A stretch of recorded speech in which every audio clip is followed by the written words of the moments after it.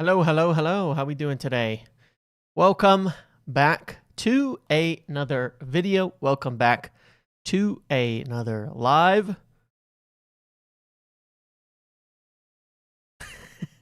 Are we back? Yeah. How we doing? I'm not going to put that on, but I am excited, having a good time. I'm feeling pretty good about things moving forward. How are you all doing today? Are you enjoying? Congratulations, of course, to England and commiserations to Mexico after last night's results. That was an insane game at the Azteca. Definitely among the most entertaining of a very entertaining World Cup so far. So congratulations there. I hope you're all doing well. I hope you're all having fun. I hope you are all enjoying yourselves. And we have some more to discuss about United as we do every single day. So, indeed, what's going on? So obviously the biggest news that came up sort of overnight and today since yesterday is the potential talks between United and Madrid for one Aurelien Tchouameni. Now, as I've said for the last few days, weeks, months, weeks, the situation around Tchouameni is definitely one to continue to watch for us. It's definitely one where in recent times there has been a little bit more encouragement over the potential of his departure. It is not going to be quick. It is not going to be easy. It's not something where we're going to get concrete finality at this point in time with the Tchouameni chase. And it's far from a sure thing. But things are proceeding pretty much as you would expect them to proceed at this point. He is not going to decide his future now necessarily, because his future is dependent upon Madrid. His future is dependent on Madrid making a decision about his future, about whether he is a big part of the club or not. And a big part of Madrid being able to make that decision is, of course, what kind of offer can they get for Tchouameni, and is it enticing enough for them to want him to go? That's where we are at this point. And that's a good thing. That's the position that we are in at this point in time.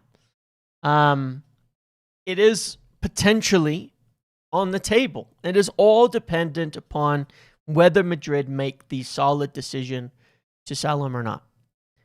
And if they do, he will join Manchester United. Much like if Spurs were going to make that bid for Mateus at 85 million with the wages they offered, he was going to join Spurs. It's pretty much that simple.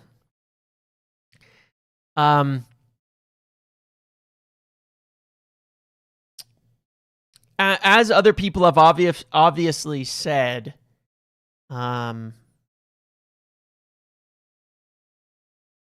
there's been certainly some little crumbs and things and all of that kind of stuff making it look possible for the player to go when it didn't potentially seem this way before. Certainly from reports in Spain, from reports on The Athletic, from reports on all of these guys, it is growing in its possibility. On the Talk of the Devils, they acknowledged this again as well. It didn't really add anything new to it, but just that their colleagues and the reports and things, the tone has definitely changed.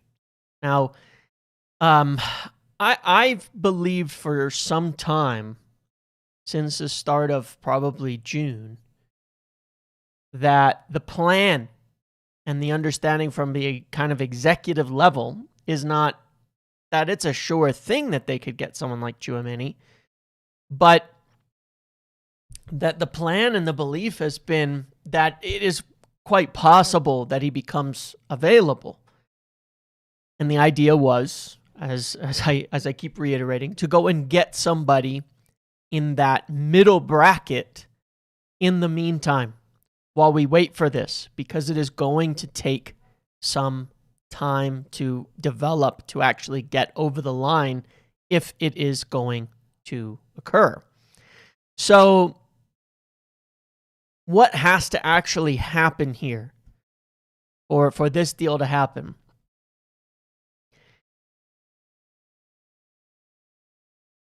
Madrid, in order to inform him of their intention to sell or to move or something like that, will need to, of course, feel that they have a sale on the table. They will feel that they want to say, yeah, we've got a sale, we've got value, and it's a deal that you would like. And so essentially, I think you will have to see that United and Madrid work out some kind of agreement first. So it is very encouraging reports that United are expected to hold talks. And there's some backup to this. There is some backup to this. There's definitely some backup to this report that's come out that United are expected to hold talks with Madrid. I actually think it might be happening tomorrow. But that's the most important thing. This is the article that came out. And again, you have to bear in mind that this is, of course, in addition to, other articles and other pieces talking about his potential availability and all of that. But this is the article that comes from Spain. Manchester United are coming for Tchouameni. Yeah, we are. The English club's management is prepared to put a lot of money on the table to secure a signing they consider essential. And this comes from Jose Felix Diaz. And by the way, this is a very good reporter for Madrid. I don't know if people necessarily know this, but this is one of the most with Madrid and with some of these clubs on the continent, it can be hard. It can be hard to know who is reliable ultimately, but he is generally quite reliable, and he has been pretty much ahead of the curve, as I could tell in tracking Madrid's kind of reporting right now. Or sometimes he's not perfect. No, he's not perfect, and he's had some misses, but he is very, very reliable in general.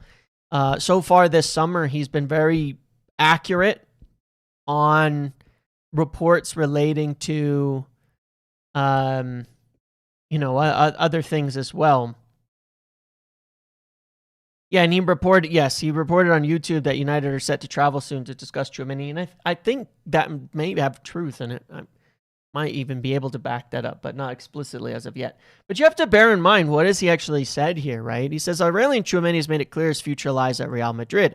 All his messages have pointed in that direction. So you have to bear in mind, this isn't like this bait of like, he wants to leave, like, he's this and that and the other. It's he's saying that Tchouameni himself has mostly indicated his attempt to stay at Madrid, and we do know that. And it says United are prepared to put a lot of money on the table to secure a signing. So, we lost out on Mateus, et cetera, et cetera. Yeah. And I've mentioned this before, by the way, but this right here. A positive atmosphere prevails between the club's directors. I have mentioned this before, that when it comes to us in Madrid, there's a good relationship. at the director level. They speak the same language, have been on the same page for various transfers, even Alvaro not getting in the way of letting him go where he wanted to go. So, like, I've mentioned this before, but our relationship with Madrid is quite good at the executive level. And I think personally, you know, and again, this is not over-reported. It's not over-reported in this sense, right? This is not a dramatic claim that it's almost done and agreement is sealed. He's saying at this point, the same as we've kind of discussed. At this point, Tchouameni wants to stay. The relationship between United and Madrid is very good at the executive and board level. And United have an intention to try and get this thing done, and they do. I firmly believe that United know, despite all the talk of patience, despite all the talk of everything else, I'm about 90% sure that there's been a few bricks shat at Manchester United over the last couple of weeks. And a bit of all right, patience is good. We have to get moving now, seriously. And we have to get some serious targets in the door. Because you have to bear in mind that despite what's out there about, oh, we get Champions League and then we don't invest. I mean, that's different ownership, frankly. But so it's irrelevant. Pretty much all of Ineos's plans hinge on us getting Champions League consistently. Not once and falling out of it. Not once and then you don't invest and it goes to crap. That does nothing for us. Their entire financial plan and model and growth and strategy is entirely contingent on United getting Champions League at the minimum regularly. To climb out of the financial hole that we've been in, to finish kind of fixing the financial problems that we have, all the moves that they made, all the decisions that they made, all the restructures, all the redundancies, all of the hire, all of the cutting of wages, all of it only works and gets United back in a position to be competitive if we continue to get Champions League football. Underinvesting doesn't help us. Underspending doesn't help us. That's why, again, even though they didn't want to, they were prepared to spend way more than they wanted to on Mateus Fernandes, because we have to spend money. We have to go for it. I think they are set to be a bit more aggressive in the coming weeks.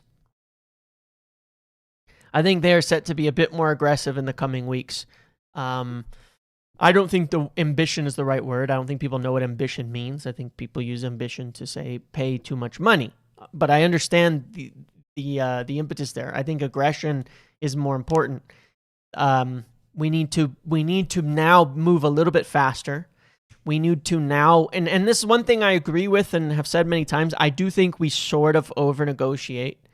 Understandably, given our position, we do over-negotiate. I think it's been happening for a long time. I think you get the price and you pay it or you don't. James, you know? if we land Ederson, Santos, Tchouameni, I am super excited. Santos does hit my League One HBTW. There you go. Yep. Love what I saw in 2025. Plus at that price, fingers crossed, he won't have crazy expectations. Yes, agreed. He does. And I was kind of saying that yesterday, that Santos is the French league midfielder signing that people wanted. You know, he was exceptional there. Yes, he is a year removed from it, but he was exceptional there. And at that price, he'll have a lot of room to grow. But no, I do think that they spend too long on certain things, not because it wastes too much time, but because I don't know that it actually accomplishes anything. At the end of the day, I mean, you know, I don't know what the output of it. I like when they've walked away from deals, making quick decisions to walk away from certain deals when they look ridiculous, quick decisions to not pursue players. I think that's all fine. But I think we do take too long on the negotiation. I do think as well, agree, Marcus, that that's part of the strategy, you know, is just to a degree, drag it out a little bit and go, We're not just going to pay instantly. But what I also think, which is a funny thing I felt even back in the Woodward and everybody years, is that I think negotiating is a load of shit, to be quite honest. I think it's crap. I think the whole business is like such a waste of time, right? I think it's kind of funny in that sense, because it's sort of like, when does it ever work? Truthfully, like when does it ever work? There are things to negotiate. I think that where negotiations are important, where they matter, where they have a bigger effect, are payment terms, wages on a personal standpoint with the players and things like that, agent fees and bonuses, the extra stuff, the stuff that doesn't really do anything, for you, where you have to consider the other factors. How does it affect the dressing room? How does it affect other players and all of that kind of stuff? What is your cash flow like? Things like that. I think all that stuff you've got to negotiate. Fees, I don't think negotiating fees is even a thing, honestly. I can't even remember a single instance where it worked in our favor. And I look at a lot of other teams and they don't really negotiate. Sometimes it sounds like they do, but they really don't. I mean, with Madrid, they'll kind of just pay, or they'll just, they'll pay, or they'll force a player to go on a free. Now, what the problem is for us, though, which I do understand, is that the one aspect of negotiation that I think we've failed in the past that is relevant is the willingness to walk away from a deal because the price isn't right. So what would happen, right? Price is way out of value. Price is way over the top on so many players for so many years. We walk into that deal and think we can get them cheaper. And then instead of saying, okay, look, we'll offer you less, will you accept it? They say no, we walk away. We would just spend ages and then end up paying.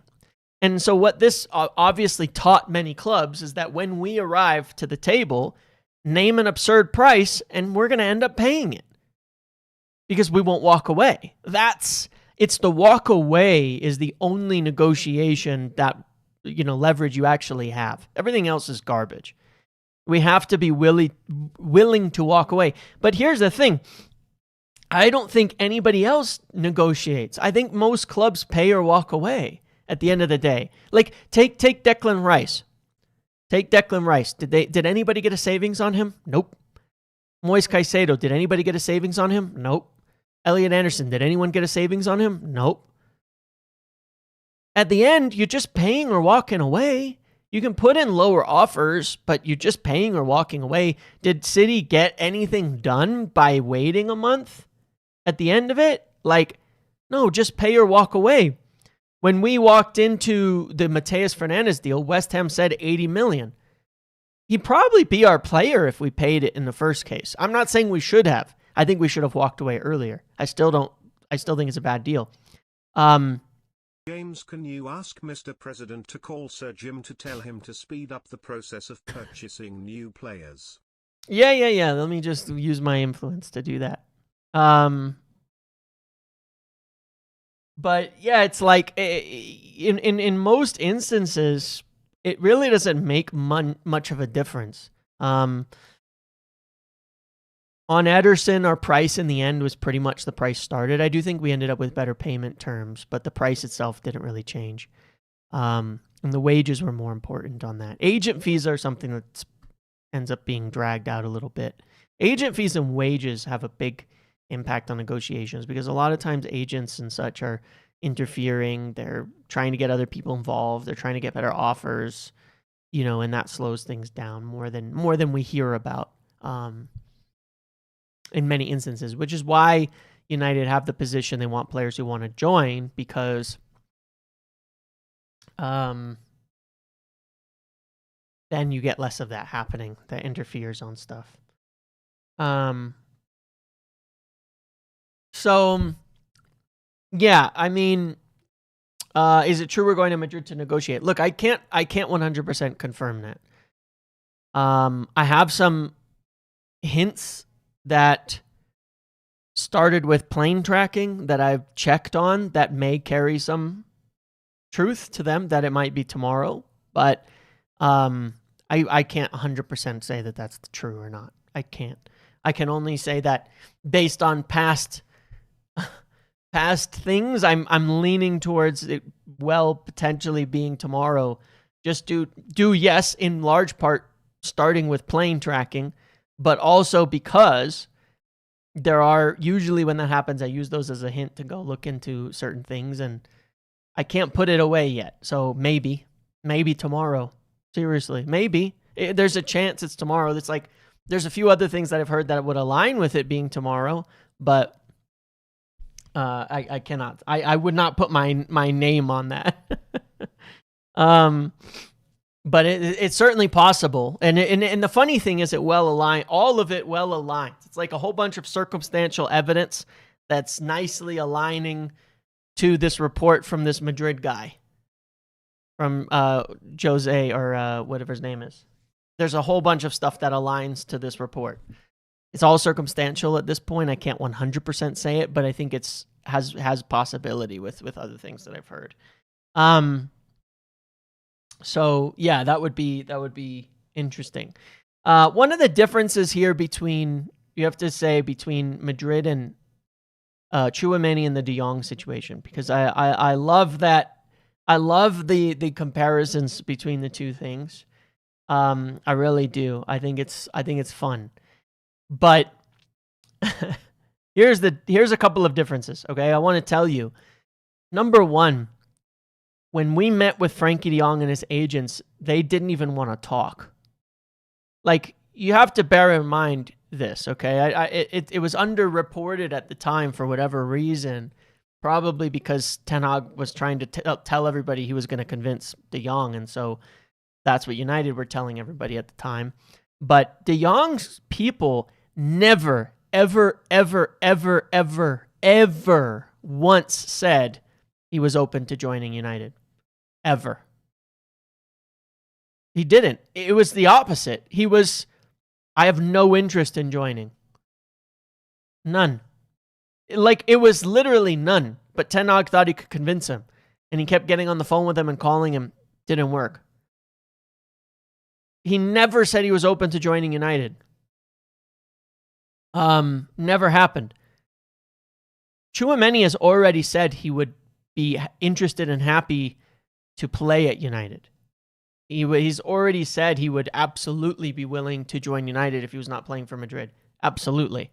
It's very different. De Jong never even opened the door to the situation. Okay? That's one. Number two, Frankie de Jong was owed $15 million in back wages by Barcelona due to deferences during COVID. That he was owed that Barcelona didn't want to pay. Barcelona were looking for a way out of the wages, a way out of the situation. They were trying to force him out without accepting that kind of money to solve their financial situation. He and his agent weren't cool with that.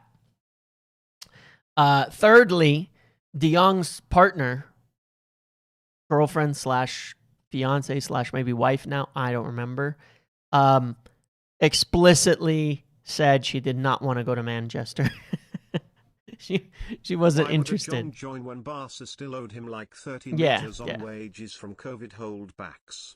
Of course the club wanted him to be off, but he wanted his dollar. Yep. So it's different in that respect, quite different in that respect to that situation. That doesn't mean, of course, that Tchouameni is gonna join, and for sure it's happening, and he's gonna just say, okay, see you later, goodbye. The minute an offer comes into Madrid. But similar to Varane, similar to Casemiro, if you actually look into the stories, by the way, of Varane and Casemiro leaving, their first preference was to stay at Madrid. I hope everybody does know that, right? I know it gets painted differently in the post-deal and all of that. But Varane and Casemiro would have preferred to stay at Madrid. But what was happening? They were older. They were running towards the end of their contracts. Madrid were like, look, we don't want to give you new wages, new contracts. But we think it's probably the right time to depart, and we want to get paid, okay, for a deal. And they were both open to joining United, and then ultimately decided it would be worth a try and in an attempt, and were sold on the idea of doing it. Cantona and Evra to sweet talk you. Ezra and Cantona could sell ice to Eskimos. Yeah, indeed. You thought Tchouameni's nose would put out. I mean, Casemiro. Cass was sulking on the bench. He didn't want to go. Yeah, it wasn't, like I said, it wasn't this explicit thing, right? Madrid overall were probably trying to move on beyond them in the long term, but that's also true of Tchouameni in this sense. He's not their main guy necessarily moving forward. So the circumstances are fairly similar, and you'll get a lot of different things around it, but yeah, there was sort of unique circumstances here. It could well be very similar to the situation where Valverde is made captain, Tchouameni and him don't get along, and Madrid are aware of this, and everybody's kind of like, yeah, maybe it's just the best for everybody to move on and depart at this point. And again, when you actually factor in the contract situation, it adds to that. As Rabiot's mum? Didn't we do the Spain and Italy tour and was gonna get out Yes. of it but got scared off? That summer, that was the most embarrassing summer, man. De Jong, Rabiot, Arnautovic, 100 million for Anthony. Absolutely horribly embarrassing summer that we have gone through. So, yeah. So look, I'm excited by the situation because I've always felt that you're never going to get it explicitly, but sometimes you get a vibe in talking to people, and I get the feeling that at the very top, United still believe that Tchouameni is a real thing that has real potential to happen. I still believe that is the case, and that's how I've felt for some time here.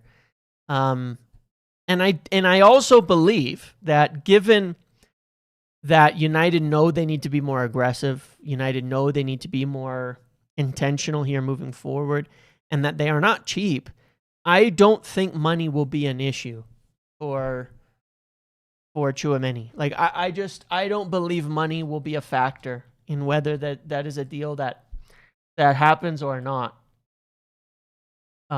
It really comes down to that point on Tchouameni, is that as long as we're not getting played by all parties, and I would be surprised in that case again because of the at the top, then there's a real chance here, but it's not guaranteed. And from United's side, that's why they're being careful. I mean, I don't know if anybody's noticed, but even the Athletic and all of them, the English reporters, nothing. They have nothing on this. They're just referring to their Spanish colleagues, saying that the tone has changed. Nothing's coming from United's side. But so was the same with Ederson. And frankly, so was even the same with Mateus and other deals, if you actually look at where it came from. Most everything came from the other countries first. It's been that way since Ineos is here. The hints, you get your ideas from England. Like myself, I get the ideas. Here's our targets. Here's who we want. Here's what we're looking at. The reports are always coming from the other club first. You guys noticed that. Santos came from a Guardian reporter in London first, before David Ornstein. Ederson came from Italy first.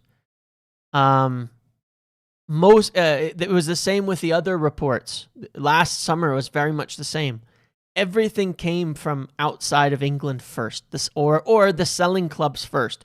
It was like 9 out of 10 of our targets and deals came first by somebody else, because United are not hush hush. There's always leaks. There's always things, but they're not giving out information at this stage in the same way that they used to, for sure. They make it more difficult. And it's especially more difficult to get information when nobody's there and everybody's away. You're not just going on WhatsApp, hey, tell me what's going on with X, Y, and Z, and then the club are handing out information. It's not how it works. You can talk to the club in more official capacities for people who have connections and reports, but they're not going to tell you anything. You got to have already very specific things you want to find out and confirm that you maybe are able to or not, because it's their responsibility to maintain those connections with the media and things like that. But they're not handing stuff out. A lot of it happens, you meet someone at a game, press conferences, things like that go on, and when these things aren't happening, you don't get much in that sense. So it makes for an interesting dynamic, but that's why I would definitely not write this off. Now, it's not guaranteed. It's not guaranteed, right? And we do have other alternatives. We do have other options. And the other options, of course, are the things we've certainly discussed. But I think it's about getting two more. I think it's about getting two more of the options that we want now through the door in the midfield. And those are the same. Hold on, let me try something real quick. Which is doughy, huh? I mean, it worked, though. Yeah, it's okay. Fair enough. Tchouameni is our last big target in midfield. If we don't get him, we'll look for bargain/high-risk signings and pivot to high-profile CB. James, do you have any fears on Chu covering ground in the PL? My wife was making sourdough, and she was just giving it to me to try. That's what that was. So, he's our last big target. Look to bargain high-risk signings and pivot to a high-profile center back. You have any fears on Tchouameni covering ground in the Premier League? No, not at all. Not at all. It's not about looking for bargains and things like that. It's about the names that we have and getting to two of those. So I think we want two of those either way. I think the idea is to get one guy in the door and then see how it develops. And we don't know yet who the other guy will be. But I think that's the idea right now is work on this. Learning from Tchouameni. Yeah, it would. It would. How was the sourdough? No, she walked in and said it was wrong and made wrong, but wanted me to try it anyway because it just was too thick. It didn't rise enough. So I wasn't being insulting. She told me it wasn't cooked correctly. It tastes good though. It tastes good. It's just very very very doughy. It hasn't fluffed enough. My wife essentially started making sourdough last July. It led to a full 40K kitchen remode to accommodate. Don't fall for it, my friend. Our kitchen stuff is pretty new, and so hopefully we don't need to do all of that. But I'm wary. I'm definitely wary of it.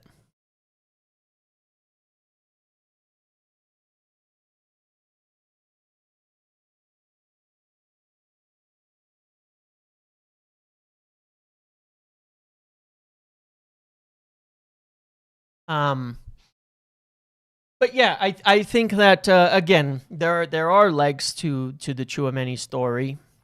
He is certainly our big target. He is definitely, the dream for United, and certainly I think that they are.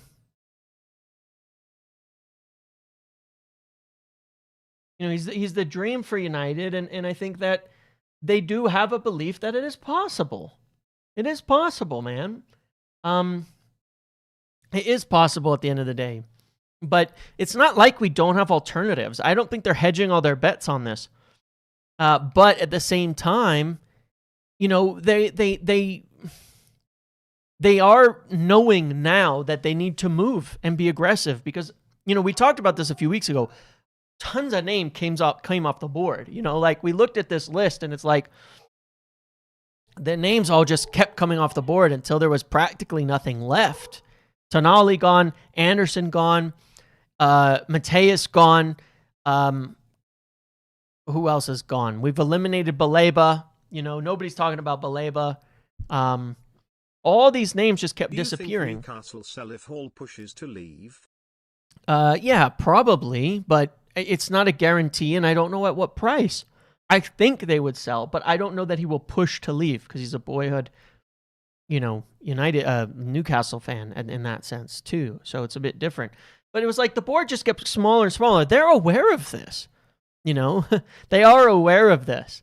And when the Mateus deal fell through, because if you had gotten the Mateus deal, you just needed one more. You don't need a big board for one signing. It fell through. And now you look at it and you go, okay, didn't happen. The West Ham investment, unpredictable. Spurs being willing to pay $250,000 a week in salary, unpredictable.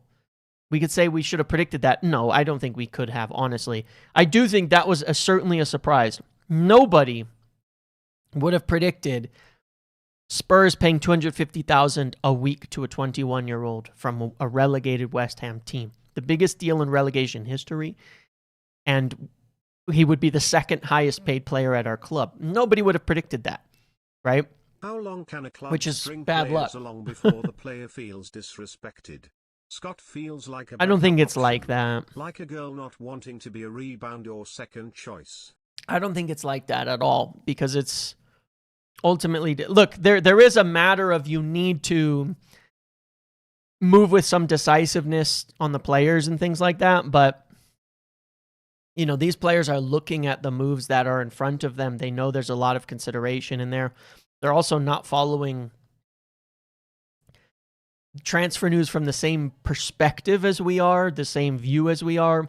Many instances they're hearing from their agents and them are hearing from the club kind of regularly. Like, yeah, we want to sign you. Yes, we're very interested. You know, what's the situation around this? Constant questions. And the agent saying, forget about it. I'll take care of it. I'll deal with it. You know, and they just wait and see. Honestly, the Alexei Lalbridge-driven hate train on Santos and Ederson now is a disgrace. The fan bleep storm from it just shows how dumb we are, lol. Yeah, well, we spent a long time on this yesterday, so sorry, I don't want to rehash it, but yeah, I mean, for sure, it gets very frustrating when plenty of sensible deals and sensible signings are... I definitely got real pissed off about the whole Ederson thing yesterday. For those of you who were here towards the end of the watch-along, when in the game for Brazil versus Norway, when Ederson got subbed on, I said he's going to get subbed on. Brazil are going to concede, and they're going to lose because it's already going in that direction. And immediately, a bunch of people are going to use it to stir up more hate, unnecessarily, against Ederson when it has virtually nothing to do with him. It's exactly what happened. It's exactly what happened. You feel United have a really good relation over years of respect. I doubt United would move without Madrid giving the green light. Well, there's that too. The relationship is there. We've heard about Madrid potentially making him available. And if we're going to hold talks, there has to be something in it. So it is very, very encouraging in that front. Very, very encouraging. They insta-conceded too, I know, and it was purely Gabriel getting tossed. And then it was another goal right in front of Gabriel's face. But what are you going to do? You know? What are you going to do?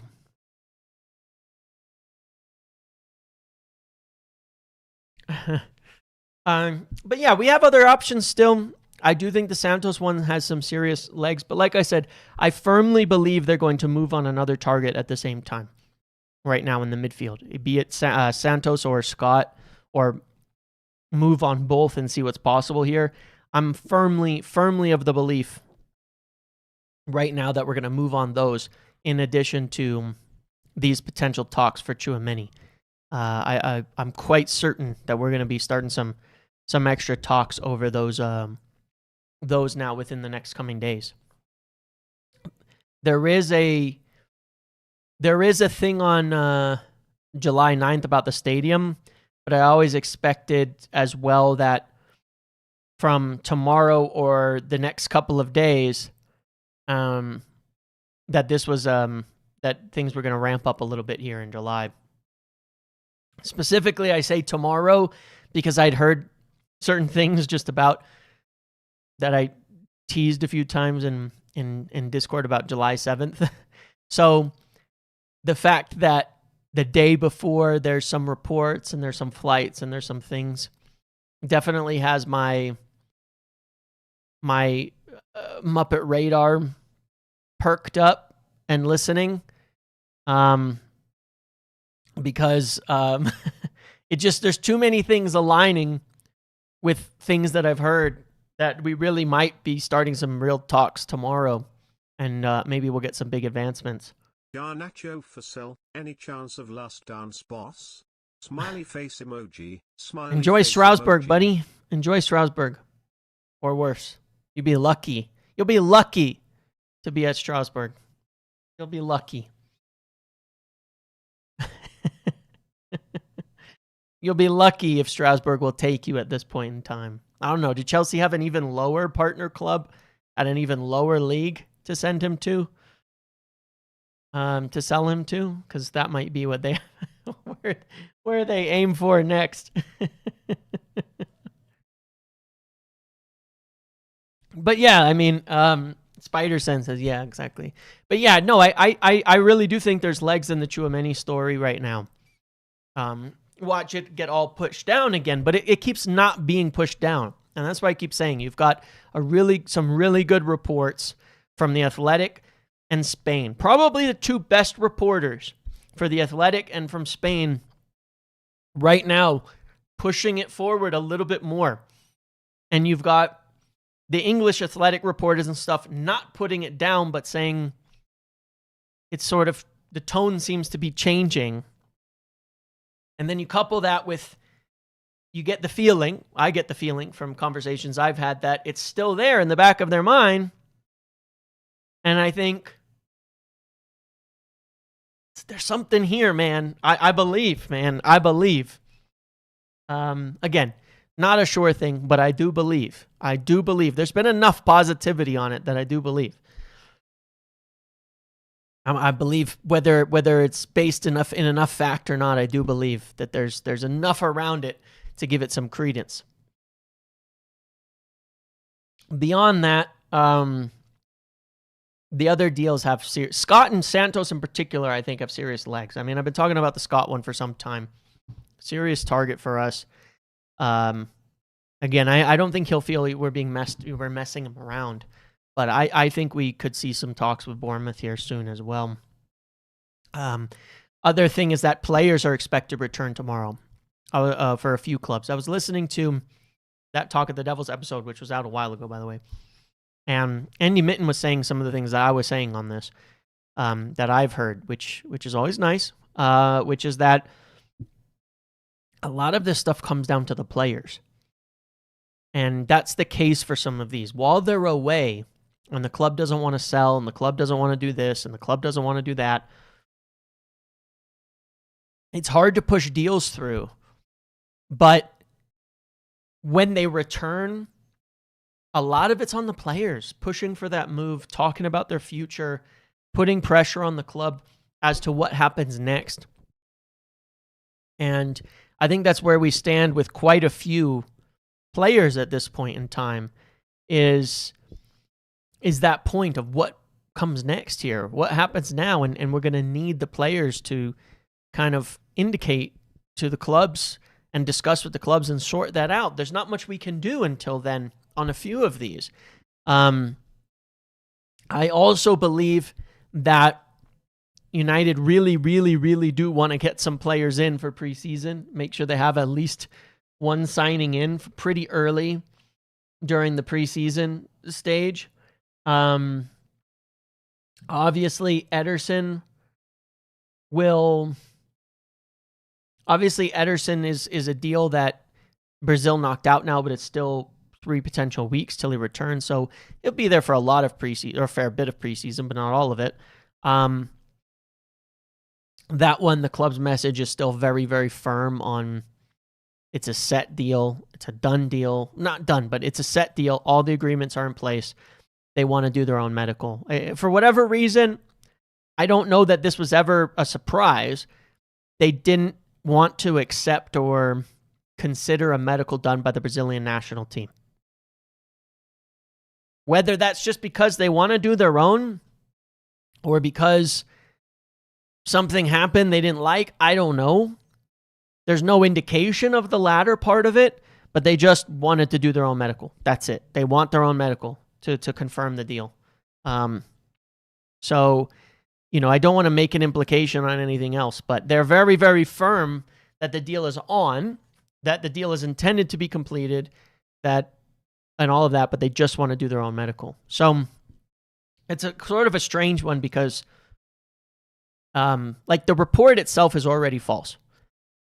Because the report states that the deal is off and it will not happen. That's not true. If the deal was off and it will not happen, they wouldn't bother with a medical. Even if there was some concern or doubt or something, maybe there is. I don't know. Nobody says there is. Nobody confirms that there is. It's just that they want to do their own, and for whatever reason, they're not accepting whatever was going on with the Brazilian national team. Whatever reason there is, they wouldn't bother with a medical if the deal was off, and they're very insistent it's not. That all the agreements are in place, and they intend to do a medical. So if they decide to not do the deal, that decision wouldn't have been made as of yet. I kind of wonder with that reporting personally if it wasn't just some sort of confusion, you know what I mean?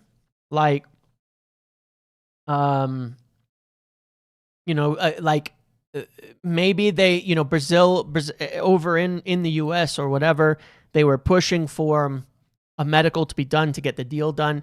They did a medical and United said, no, we're not accepting that, or pushed back against it, and someone took it as they don't want to do the deal. And then it gets like a game of telephone. Maybe that's the case, but that's what I wonder, why that would even have been heard. If maybe they were saying, no, we don't accept that, we want to do our own medical. We're not closing this deal without our own medical, and maybe that was taken the wrong way. I don't know, and someone reported it. I genuinely have no idea. But from United's standpoint, they've not given any indication. They've not given any indication that it isn't a thing.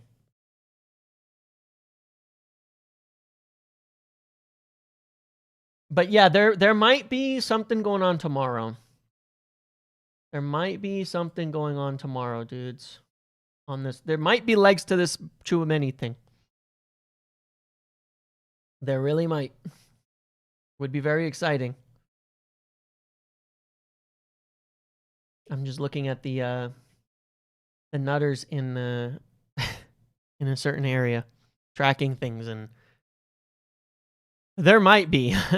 The circumstantial evidence is piling up by the minute that something's going on tomorrow with United and a potential Tchouameni deal. So, okay. Let's see what happens. Anything on Somerville? Nothing new. I think, again, we got to wait and see for the what do you call it? Random, what happens but in the given midfield? the US's wealth and population, why has US talent been so inconsistent? Is it simply because it's only the number 4 or number 5 sport out there? It's money. It's money. if you're a top athlete,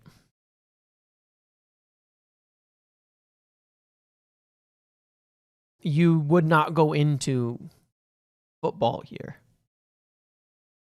Our entire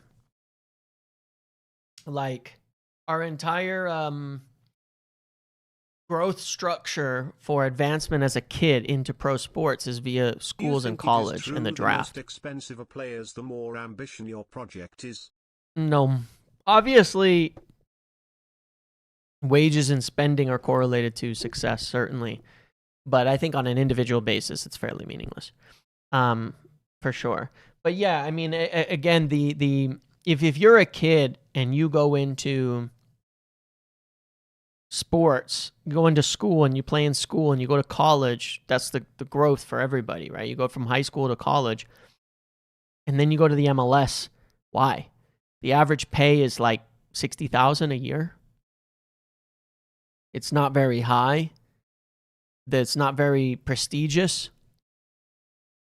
The minimum salaries in the NBA, NFL, NHL, and other areas are just 10 times as much at this point. It's much more prestigious. There's much more investment. There's much more money. If you're a top athlete and you have to choose the sport to play, there's only one choice really to make. And besides that, it would be rather silly. Like, nobody wants to dedicate their lives to going to a sport to make $60,000 a year. So you end up going to Europe. Do we get our man? Who's the third if we do? Santos? I think Scott signs new deal with RC for next summer like Semenyo. You think so? I don't think he will. I don't see what advantage he gains on that. But yeah, it is gathering around Tchouameni. I think it could still be Scott or Santos and Tchouameni. Again, I think it's going to end. It's going to be two of Tchouameni, Scott, Santos, Buwadi, Sanderberg. I think it'll be two of those of that group at the end of the day. I think that's the most likely outcome. But I really do think we'll get it. But I don't think Scott will sign a new contract. I mean, I don't see what advantage he gains on that. He's going to make more money by moving. And then $75 million is still a lot. Here's, I guess, the point you have to look at financially. If he can go for $75 million next summer versus running his contract down and going for 40, he'll get a much bigger sign-on bonus next summer. And likely any agent will tell him that you'll get more money if you run your contract down from the club that signs you. So it's hard financially for it to make sense for him to sign that contract, is I guess what I'm saying. Yeah, Portugal versus Spain kickoff here is happening. Pull this up now. And I'll get that. I'll get the score and board up in a second here.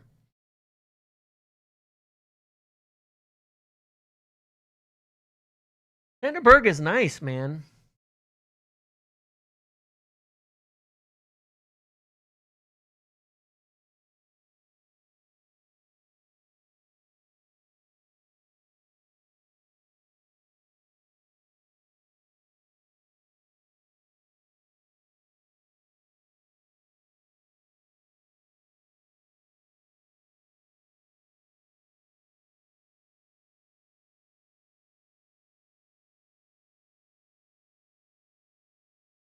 Do I think we get Tchouameni? Like I said, I'm very, very hopeful. I would not say it's like I'm more sure than not sure at this stage. But I am hopeful.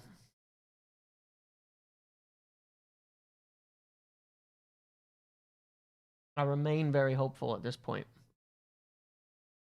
I would like to see us to get something done quickly, though. And I do think United are intending to be fairly aggressive moving forward. I really do think they're intending to speed things up.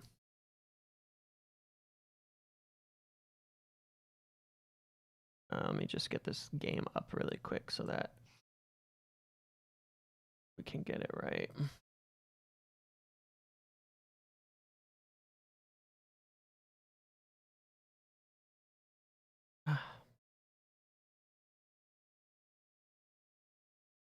Sorry.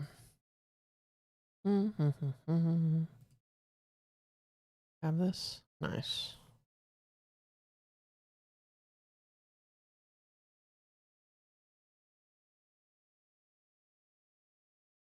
I think we have a better chance that. Oh yeah, it's a better chance than we had on Anderson. 100%. Anderson thing's been totally dead for a while, man. Stone Cold Lock got it. Yeah.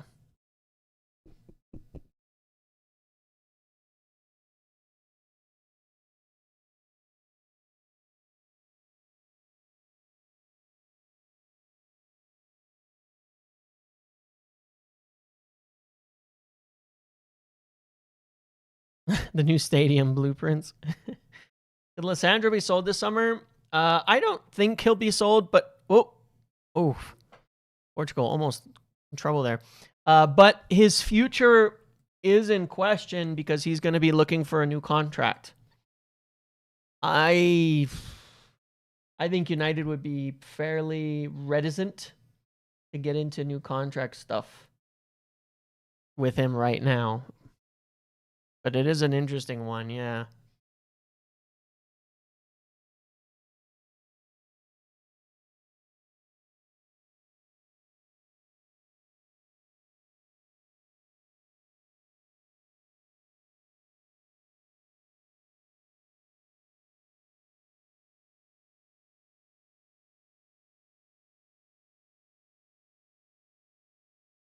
I don't know how the Jose thing affects Tchouameni, but you have to bear in mind he was involved in the decision to make Valverde club captain pretty much immediately.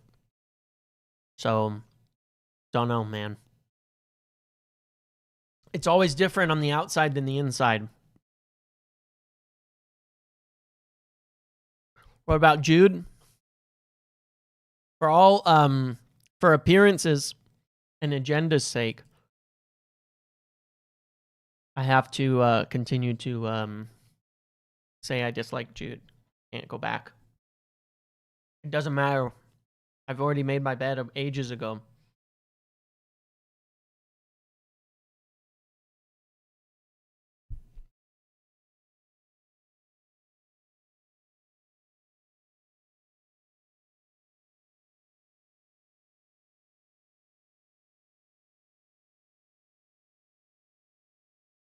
I think the World Cup will help in the States when it comes to the kids and stuff getting in. Sorry, let me not chew while I talk, but the one thing I did want to say, though, I did want to slightly comment on the whole Balogun thing.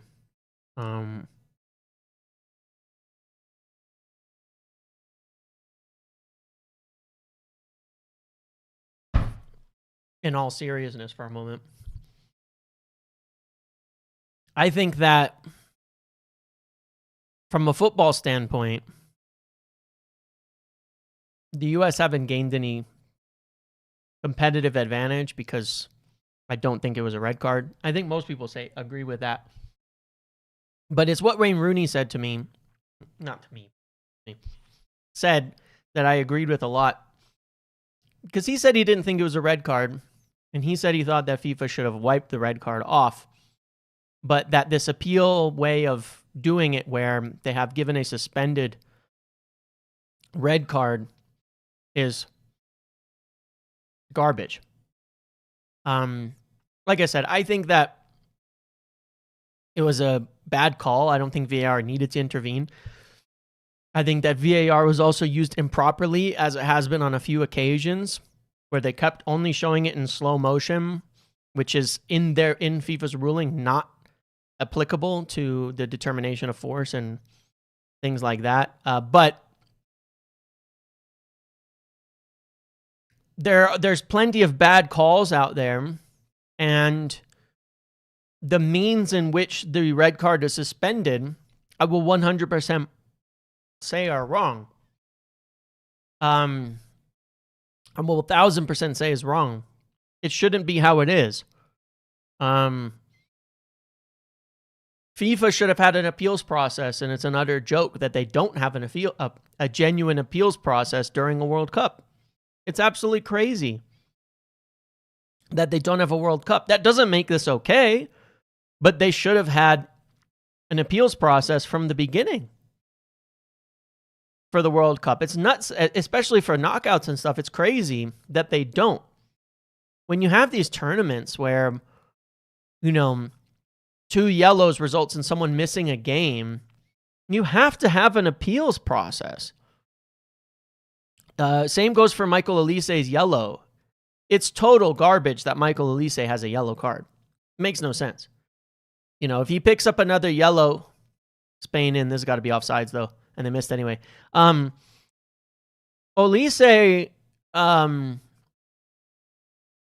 yellow is bullshit, Imagine he gets another yellow and he gets, that was onside, he just missed. Imagine he gets another yellow and gets suspended. It was the same thing as getting a red card and getting suspended from a game. So, but the yellow card was total nonsense. But there's no appeals process for it.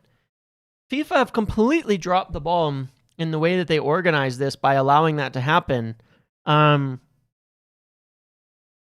Very, very obnoxious in that sense. Now, that being said, all of that being said, I think it's totally wrong. That being said, here's what does bother me, where I think that this is most of the, not that it isn't wrong, but where most of the outrage is a bit irritating and trying to make the U.S. the villains of everything. I mean, we certainly have enough to give evidence of that in general. Cristiano Ronaldo shouldn't be playing right now. We didn't set the precedent. The U.S. didn't set the precedent. Balogun's suspension being deferred did not set the precedent. People keep using the word precedent. I don't think they know what that means. This isn't unprecedented. Cristiano Ronaldo was supposed to be suspended for the first 2 games of the World Cup. Messi was supposed to be suspended for 3 games of the qualifiers. Neither of those happened. Why? Same organization, same competition. Because those countries used the same rule and put it in place for their same players. It's the same ruling. Article 27, suspending it and you go on a probationary period. The ruling's the same. It's the same independent panel. It's the same everything. Is it wrong? 100%. There's no reason that any of these guys should be playing. None of them. None of them. I don't care if Trump's phone call muddies the waters. It's terrible. I've already admitted that. I 100% agree with that. It doesn't matter, though. Do you think nobody called for Ronaldo's suspension? You think nobody called for Messi's suspension? Of course they did.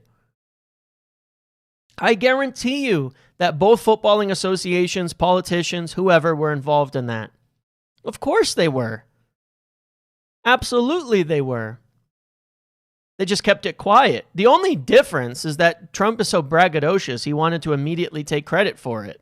And if any of you follow American politics, you'll know that his involvement was probably 0. He just wants credit for it because it looks good for him in the U.S.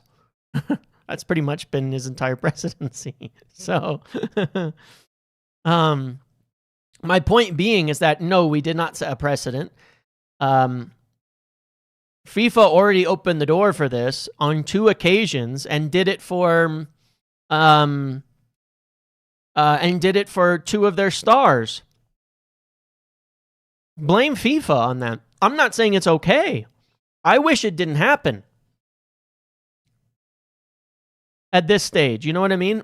I wish that we played the game without him, because I'm not saying we should. I'm not saying it's up to, that Pochettino should be put under the pressure to make that decision. He's a coach.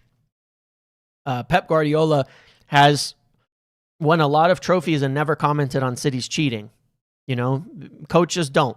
I'm not expecting them to be involved in that kind of situation or to look a gift horse in the mouth. If they get some kind of favor, so be it. But, I wish we didn't deal with it, because I think we'd have beat Belgium anyway, and it's annoying. The whole situation is very annoying to me. But I also do believe that the reason people are making a big fuss about it now is, God, it's Balogun we're talking about, okay? It's not Messi or Ronaldo, who have both done the same thing. But nobody cared then, because it wasn't Americans. And there is definitely a bit of exceptionalism in a view of American as a football country, obviously. And there's always been a ton of derision around us for football reasons, which is totally fair. Since we haven't been serious for a long time, but everybody else did it, and you didn't care then. You didn't call it corruption of the highest order back then. Nobody wrote those articles when UEFA didn't issue a statement when Ronaldo got to play. UEFA didn't issue a statement when Ronaldo got to play the first 2 games of the World Cup. But now they do? Bullshit. I'm not saying it's okay. I disagree with it. I think that Balogun shouldn't be playing now. I think they should have had an appeals process, but they didn't. I don't think that this is the right thing or the right outcome. But that does not mean that it hasn't happened on many, many occasions already.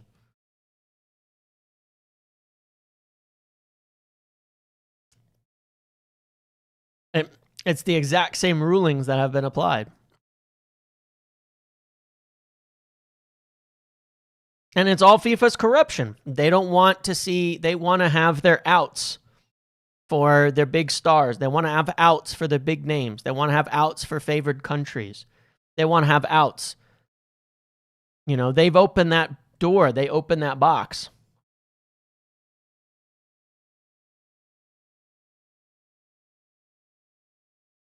What do you mean it happened outside of it? Ronaldo's supposed to be suspended for the first 2 games of the World Cup. That's not outside of it. The World Cup qualifiers are not outside of it. It's a FIFA competition. There's plenty of countries that didn't make it here. That didn't make it because of the qualifiers, that aren't in the World Cup because of the qualifiers. Is it corruption? Yeah. That's why I said I don't like it. And I don't agree with it. And I don't think it should have happened. But if you went into a FIFA competition and you didn't think there was corruption, good luck, man. Good luck. The U.S. Department of Justice in 2010 opened up an entire legal proceedings against Qatar because they bribed FIFA for the World Cup in 2022. And it booted it out of the UK, who was supposed to get it in 2018. It's been bribery and corruption for the last 30, 50 years for FIFA. It's pretty hilarious, honestly. It's crazy to me. It's absolutely crazy, the whole thing. It's totally corrupt. And I'm not excited about benefiting from it. Like I said, I wish it didn't happen. And I would be fine if we decided not to play him. I don't think that's what's going to happen, but I'd be totally fine if we decided not to play him. Just to not deal with it.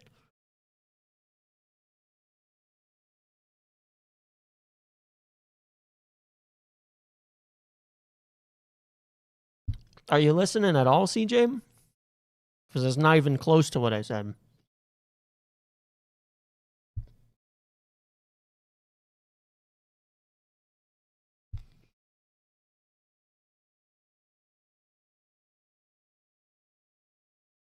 Exactly, silly. Exactly. Usually it's brown envelopes and it's in the dark. That's why Messi plays. That's why Ronaldo plays. Usually you're not bragging about it in press conferences.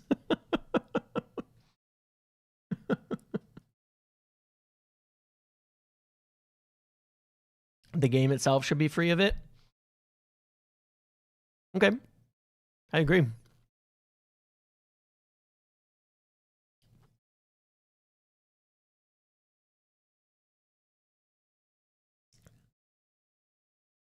Like I said, from a football standpoint, it doesn't change my enjoyment of the World Cup at all because I don't think it was a good red card. And a lot of people agree with that. Some people don't. That's fine.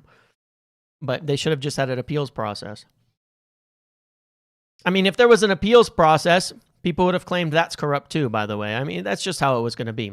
If there was an appeals process that the U.S. appealed and it got wiped out, people would have said it's because of Trump too.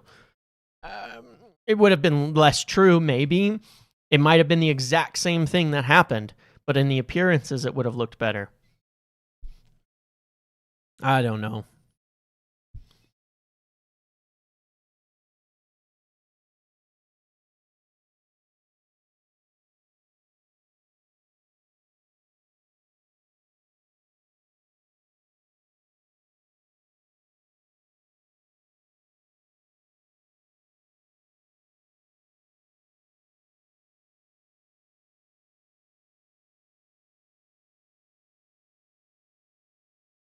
They don't have an appeals process and other countries won't benefit from it. But they already have. Argentina and Portugal already have benefited from this. So that's not true. That's my point.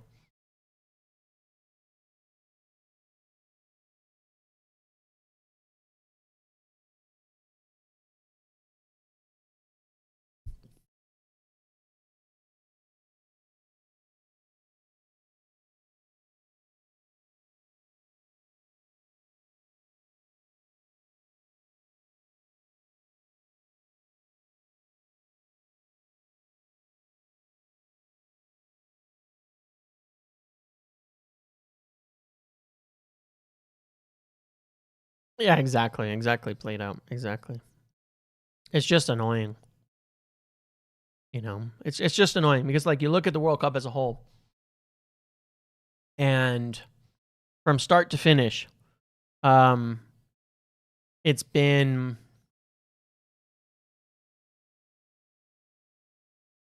people coming to the US and from a cultural standpoint enjoying themselves, being happy, you know, having fun with it. Loving the states, the vibes, the stadiums, the everything. It's been a huge success where people's opinions of us was very different, largely because of our government. So our government just doing one more thing in the laundry list of things that make people view the US differently isn't surprising. It's annoying, but that's how it's always been. There will be more embarrassments after this.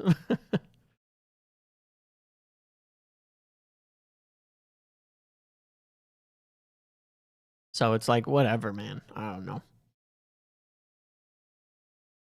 Our government doing something that other people don't like. Okay, what's new? They're not popular in the US either. So it's what it is. They're all like that.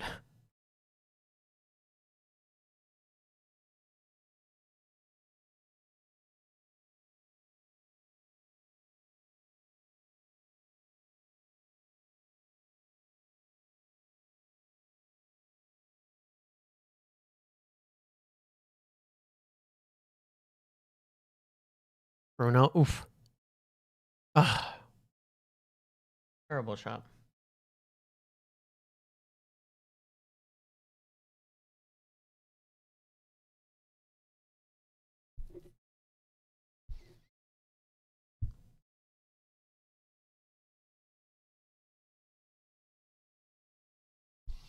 Thank God you don't have government.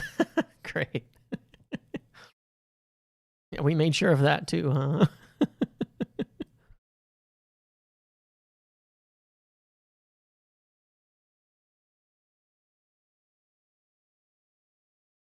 Bruno is the heart of this team. He should be if they were smart.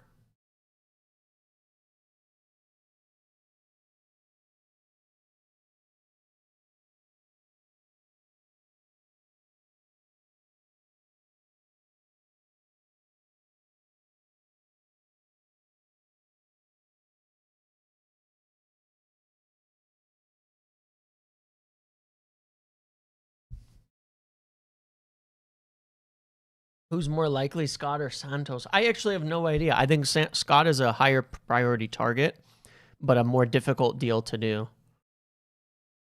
But really, I'm more curious to see if United really do follow up on accelerating now, because now we don't have more time to kind of.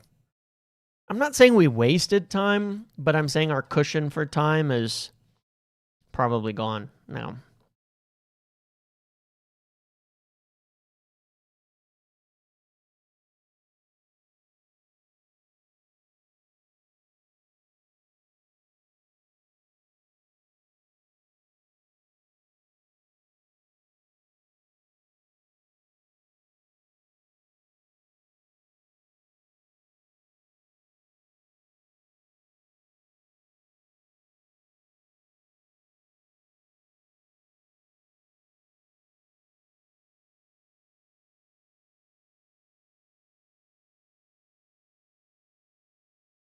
Apparently, England are considering an appeal to the Kwanzaa red card is being reported now. And here's the thing I want to say about that.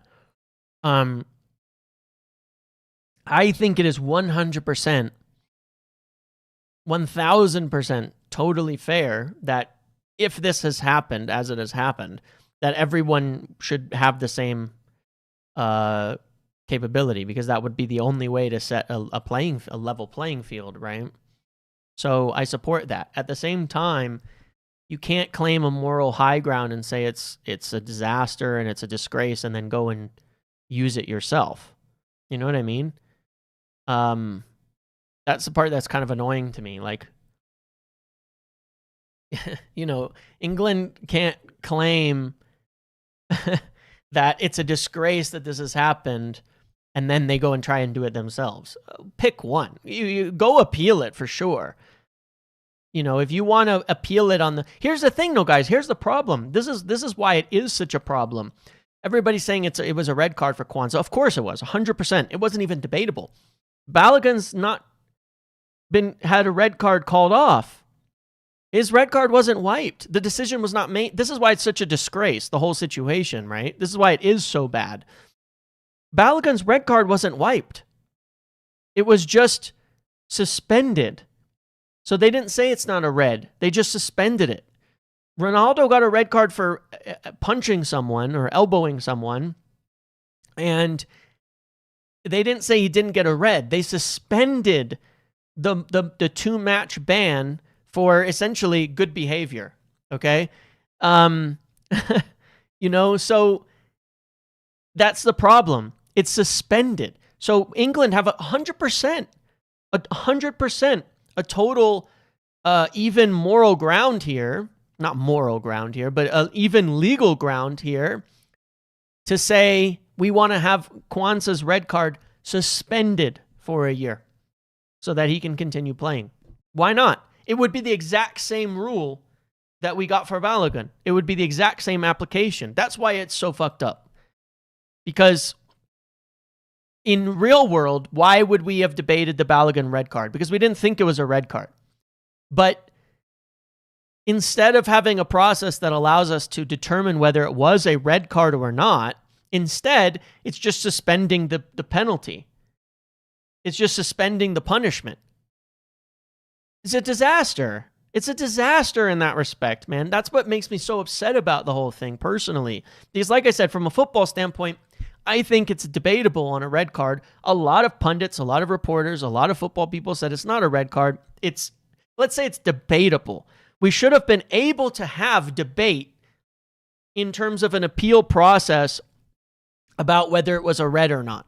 We should be able to have that. But that's not what was decided. That's why I said I wish it didn't happen and I don't like it. Because it wasn't decided it's not a red card. Wayne Rooney said they should have wiped the red card, but instead they suspended the sentence, and that's a disgrace. I completely agree with his take on that because it's correctly nuanced, right? It's not a hat trick tonight. Smiley face emoji. Crazy, right? Like, because the ruling is not whether or not it's a red card.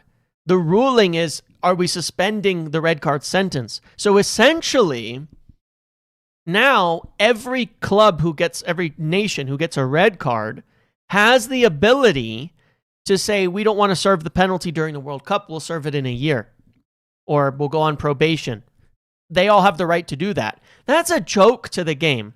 If they wanted to change the rule and say that during World Cup knockouts, red cards only carry a probationary period for the first incident when it's not deemed as violent conduct, fine. I think that's a good rule, personally. I think they should change that rule.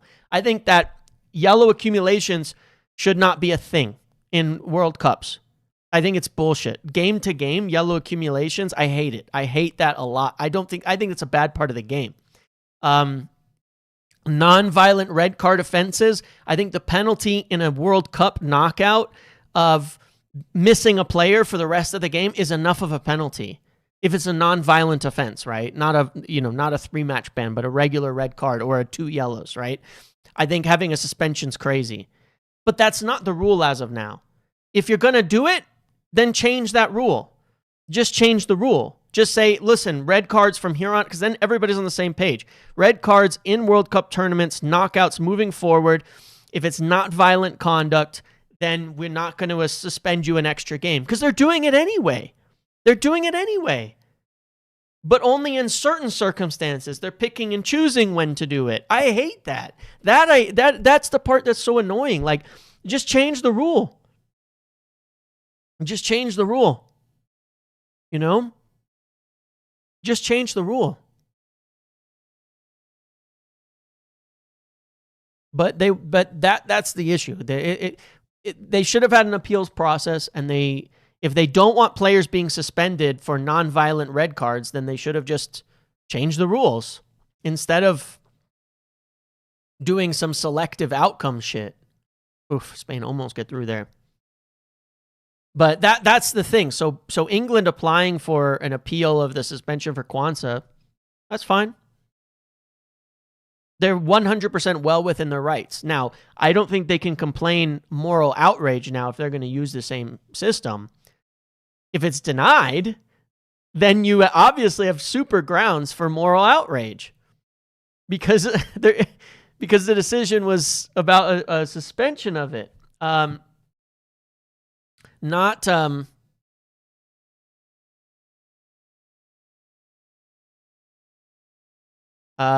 whether or not it was a red card.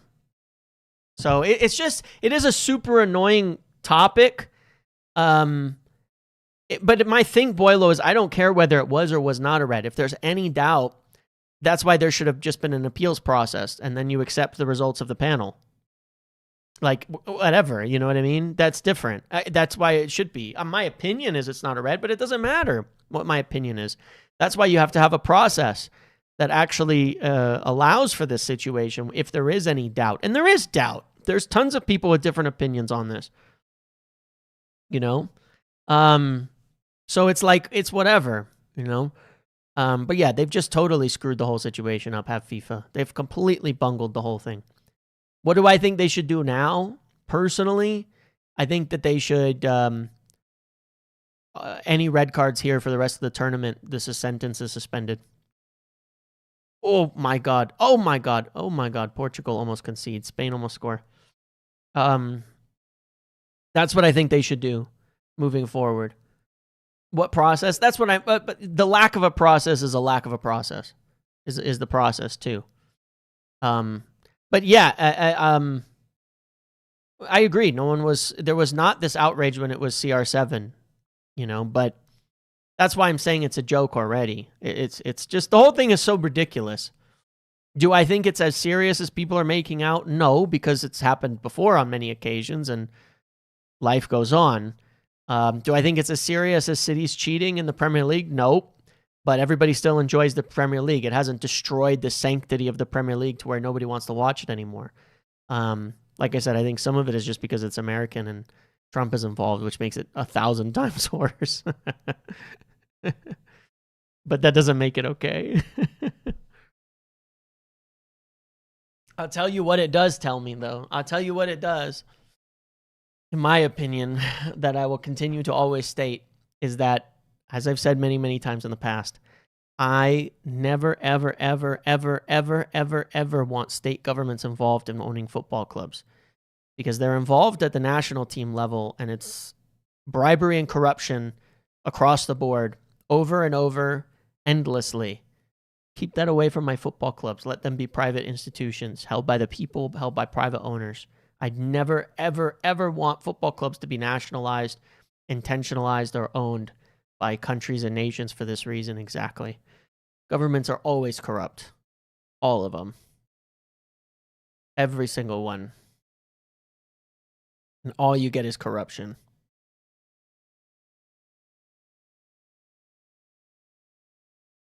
If it was Cape Verde rather than USA, look, I mean, that opens up a whole nother can of worms. There are multiple countries right now, and in this World Cup, who have players playing with extremely extremely concerning legal cases opened up against them, where anyone should be looking and saying, why are these people allowed to be on the pitch right now? But that's another story entirely. It's a totally different topic. You only hear about the high-profile ones as well.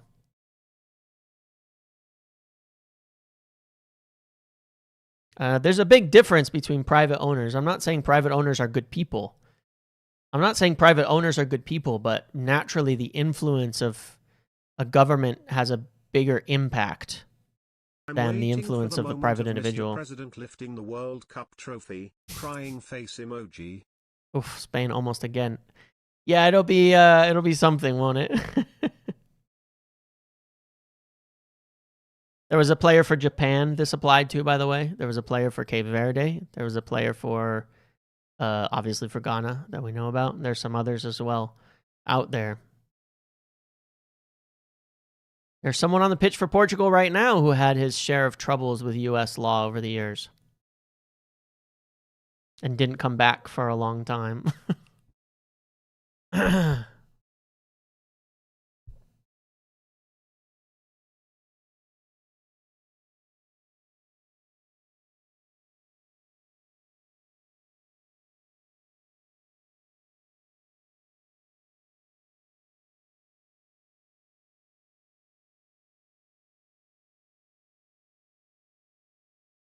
Oh, agreed. I hate it too. That's why it annoys me, because it wasn't. We were finally like not talking about it with regards to the U.S. Man, it's so exhausting being in the U.S. and having everything be about politics. Man, it's so exhausting. I hate it so much. I don't engage in it in any direction, and it's not a political stance. It's just I just hate it. I hate talking about it. I hate thinking about it. I hate everybody constantly, discussing it and it being the subject of everything. I hate how it misrepresents our country to the average person and makes people think so differently of our country, which is actually such a wonderful place for a lot of people, and that most people, when they actually get here, it's not at all what they expected. I hate all. It's so irritating. It's so irritating, the whole thing. I refuse to engage in it from that standpoint.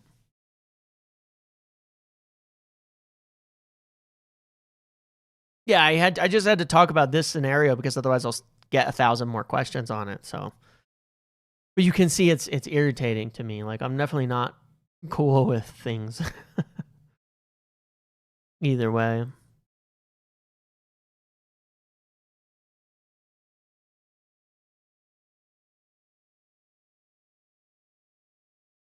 On to this match. Portugal are not good, are they? I mean, this whole game isn't very good. And speaking of the U.S., if we get by Belgium, honestly, I fancy our chances against either one of these teams. Which is a crazy thing to say, but I have not seen anything from Spain and Portugal this entire tournament that would convince me that they'll beat the U.S. And it's not, we've played better than both of these countries. And that's not mean we're going to win, but like I look at Morocco and Norway, right? And I think both of those countries are examples of countries where they do have talent and they have Holland, which is great in Norway's case, who's on fire right now. But the biggest thing that separates them from some of the other countries is how they play as a team. You know what I mean? How they play together. And the U.S. has that. Spain and Portugal don't. And so even on lower quality, the teamwork may give us a chance here. Cross. Oh my gosh, Ronaldo almost scored.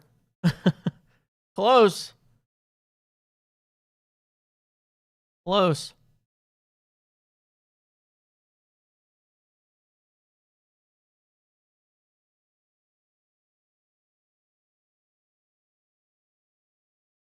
It was a pretty slow ball. I think Laporte would have blocked that as well. But keeper makes it look a little more dramatic. I think the keeper made that one look more dramatic. That was really slowly floating through the air. He probably could have walked over and grabbed it. But still, Decent save and yeah.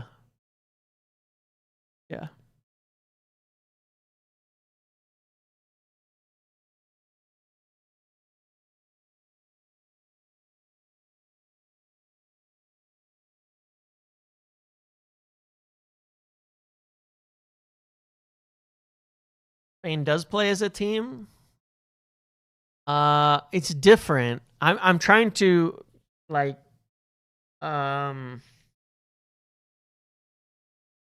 trying to there's a tough way to say it, but like there are teams that play together to win and there are teams that just play together.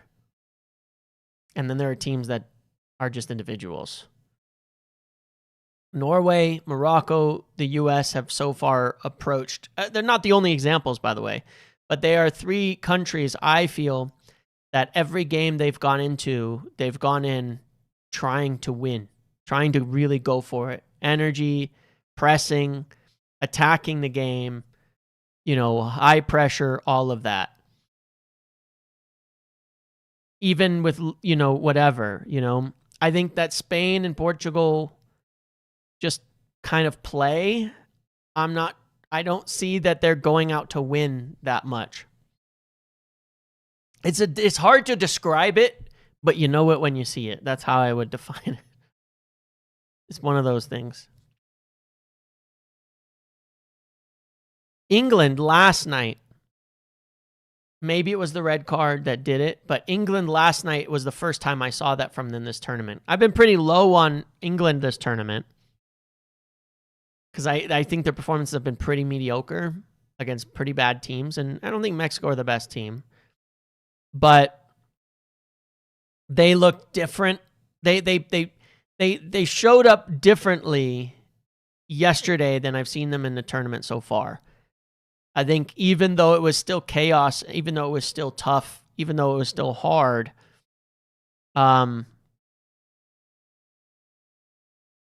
it wasn't.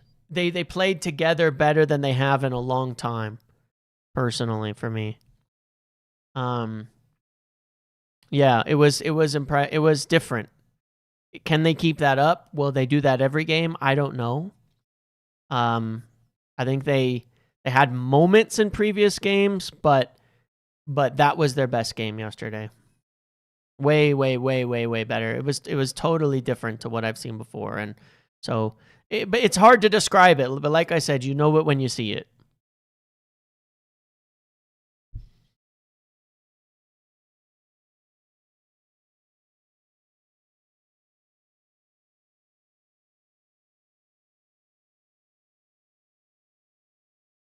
But Norway's going to be tough. Norway's attackers are way better. Their forwards are way better than anything England have faced so far. Way better. Way better. So it's going to be tough. It's going to be tough. Ross. Mendez in. Shot. Oh, deflected off the bar. Oh, my God. That was damn close.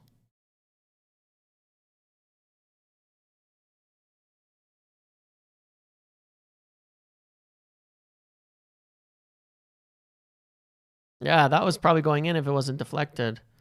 Let's see. Yeah, the block. I mean, the keeper maybe gets to it, but yeah, the deflection. Whew.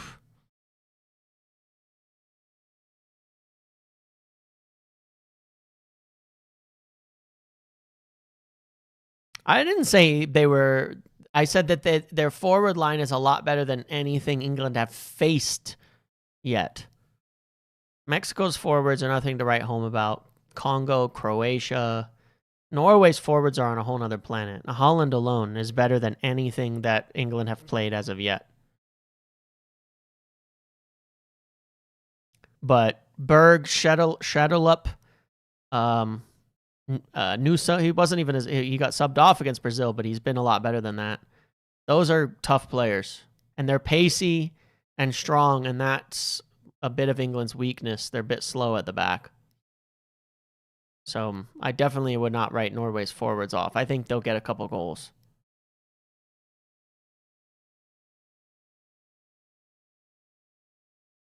I definitely think people are being too negative on Ederson.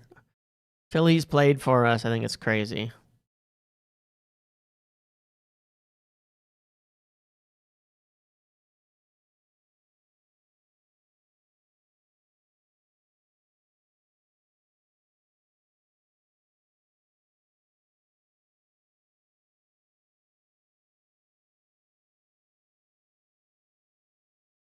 I'll give you some other examples about some of the insanity that we... No, I don't want to do it. Never mind. I wasn't going to talk about it. I don't want to talk about it.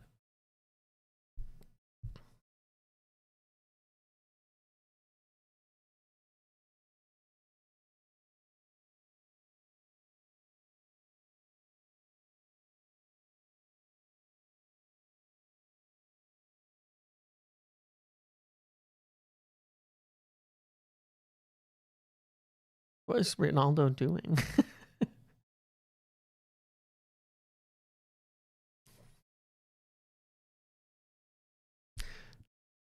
I was gonna say something about Mbappe and that Paraguayan senator and stuff, because it's, you know, when you want to talk about disgrace, there are countries that's the type of stuff their political leaders will brazenly say publicly.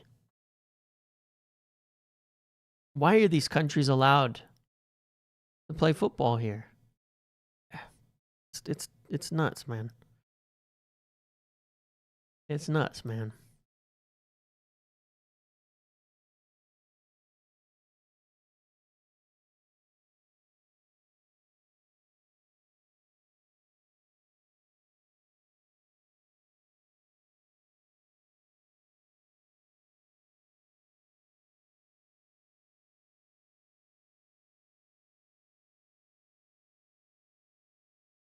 Am I optimistic about next season for United? Yeah.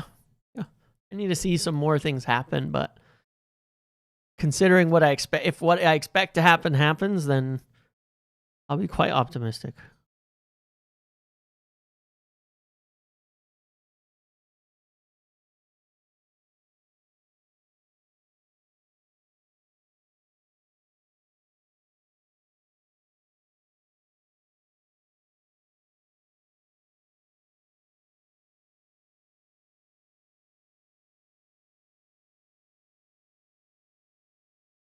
I've seen Bruno doing a lot less runs beyond the striker and definitely dropping in deeper.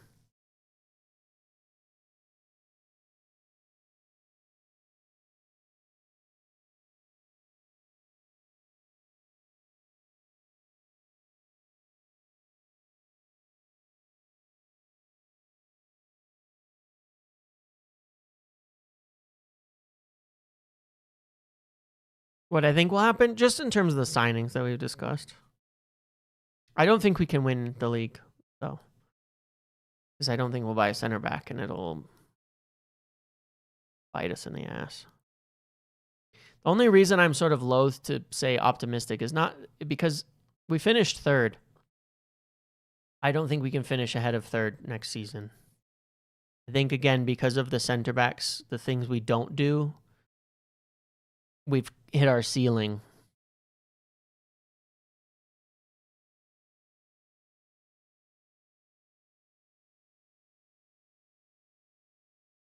Ugh.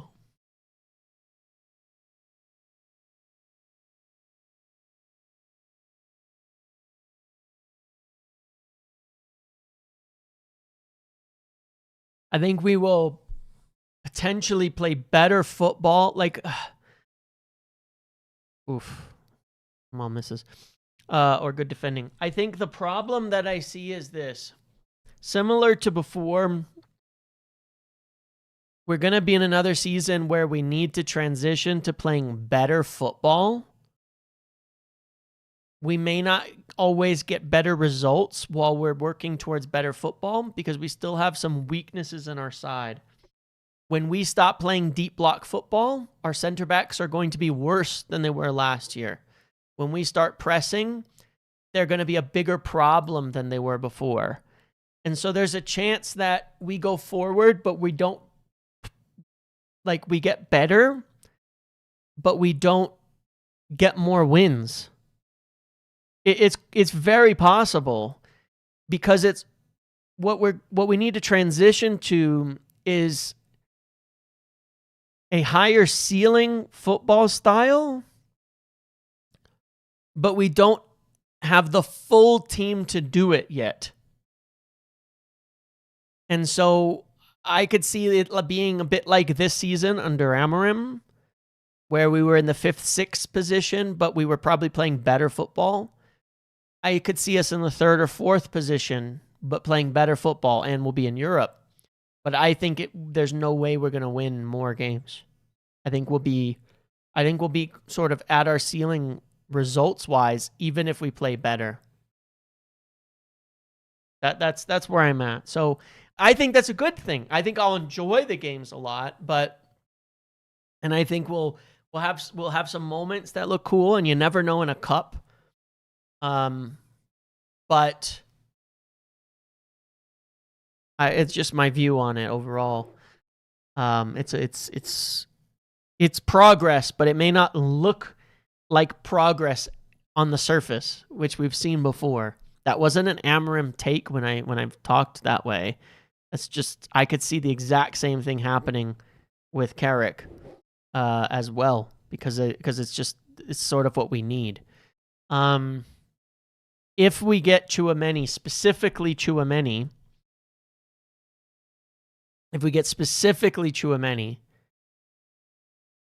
it gives me a bit more optimism, because he covers up just a little bit more than of some of the issues. The other thing that would give me a little more optimism is if I see Carrick willing to play 8 in heaven. He's one of the few players we have in the squad that could solve some of the major problems we have. He's good and brave on the ball. He has the pace and power to back up a press, all of that kind of stuff. If I see him willing to do that, then that changes things as well for me in terms of how far we can go.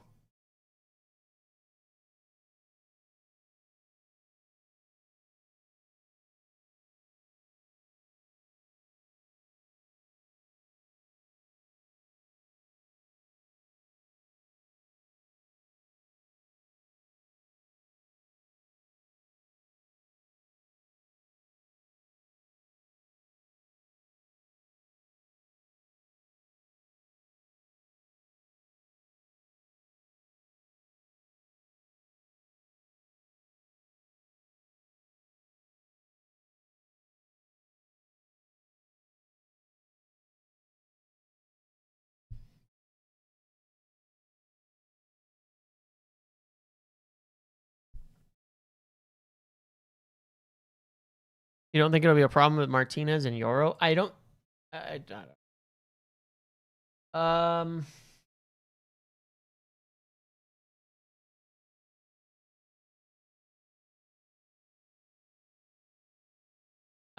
don't know. I think that people are kind of forgetting just how bad it was with Lissandro in the team when we tried to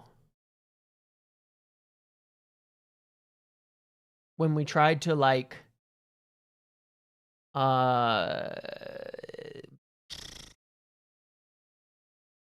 when we tried to be a more progressive team, a more possession team, a more attacking team. I think people forget just how bad it was. How crazy we were, vulnerable we were to counter-attacking football with Lissandro in the side. And that was before his ACL injury. If you go back to... It's just style, man. If you go back to the Europa League campaign under Ten Hag before he got sacked, go watch that Porto game again. I have no confidence, literally zero confidence, that we will survive Europe there. They absolutely ran through him on that side. In Europe under Amorim, we got away with it because we went 3 back. We put Lenny on the left. We put Mazraoui on the right. We had pace on both sides to not get run through. We have to have Aiden Heaven and probably Lenny Yoro on there. That's the issue. We don't have any perfect center back. Heaven maybe is coming to the closest, but this is my point. We've seen this story. We tried to play more progressive possession pressing under Ten Hag, and we got the donut, and we got our back line ripped to shreds since Varane has been gone because he was the sweeper. There's no sweeper there on that side. It gets ripped to pieces. That's my concern. There, I don't think it'll work. When the spaces open up in Europe, especially, it's going to be brutal. I've yet to see a game in years with Lisandro in it when we can press high and maintain defensive solidity. Doesn't happen. If you look at under Carrick, I'll give you an example. If you look at under Carrick, a game that is a perfect example is West Ham. When we played West Ham, the 1-1 draw. It's not just Lisandro, because Maguire, we have the same kind of problem, right? Just to be clear, I'm not picking on Lisandro. It's just that we don't have a lot of options here. And he was playing more during those years, not Maguire. Maguire was on the bench at that point. But if you look at the West Ham versus United game in London, we were scared. We spent 75 minutes being scared to attack. We spent 75 minutes keeping our midfield deep because we were scared of the counters. The minute we attacked with our midfield and threw players forward, we conceded massive counters. And who got back? Lenny Yoro, Ahmad, Mbumo. Lenny came on for Maguire. We had some pace. We put players forwards. But it was still a lot of danger because there was only one center back that could get back. Lisandro was 30 yards behind the play on those counters. It is a worry, you know? And it was the same problem when Maguire was on the pitch. And we conceded these huge counterattacks then because we did not have that. And Lenny gave back and made heroic saves, but you're living on a serious edge there. And against better teams, they'll punish you. So that's my view of it. It's a very odd thing. I don't know the solution to it because I certainly understand and see the value in obviously Lisandro Martinez's ball playing ability. You'd be crazy not to see that, see what it does, the value, what it unlocks in terms of possession, what it unlocks on the pitch, what it unlocks against defenses, what it allows you to do in build up. But it's painful. Didn't we do that against Brighton in the last game? I don't think we played well. We played fine, but I don't think we were. It was after my recollection of that game is probably a little hazy. I'm not sure how much of an example it was. The first 40 minutes were bad. The first 40 minutes of that game were just awful. After that, it was like some things happened, but we weren't exactly being a pressing possession side. I believe we had lower possession and such as well in that game. We've been like this for a long time.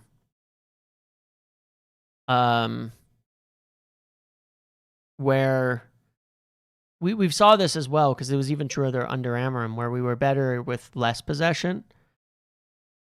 I don't know. I mean, the other factor is just injuries. Anybody who can't prove that they can be fit, we can't really think about and rely on.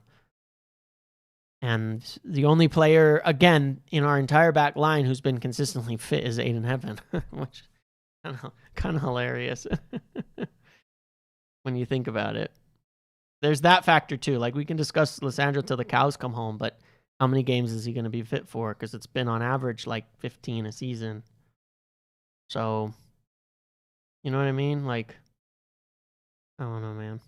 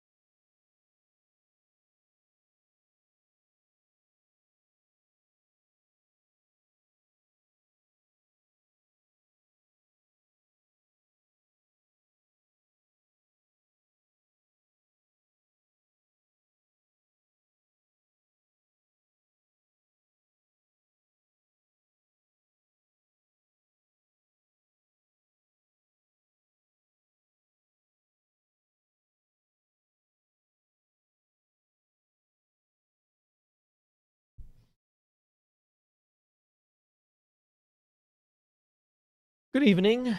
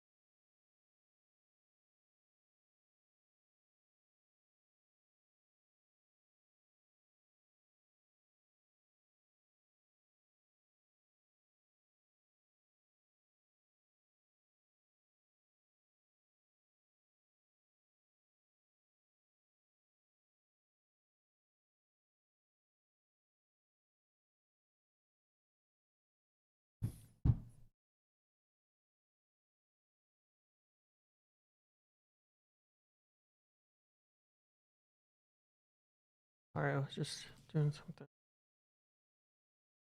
Who's more likely, Santos or Scott? I don't know. I don't know. This stage. Actually, I have no idea until they open some talks. I would still lean towards Scott because he's a bigger target, but I don't know if they feel, hey, we don't want to go spend the money on Scott because it would stop us from getting Tchouameni, which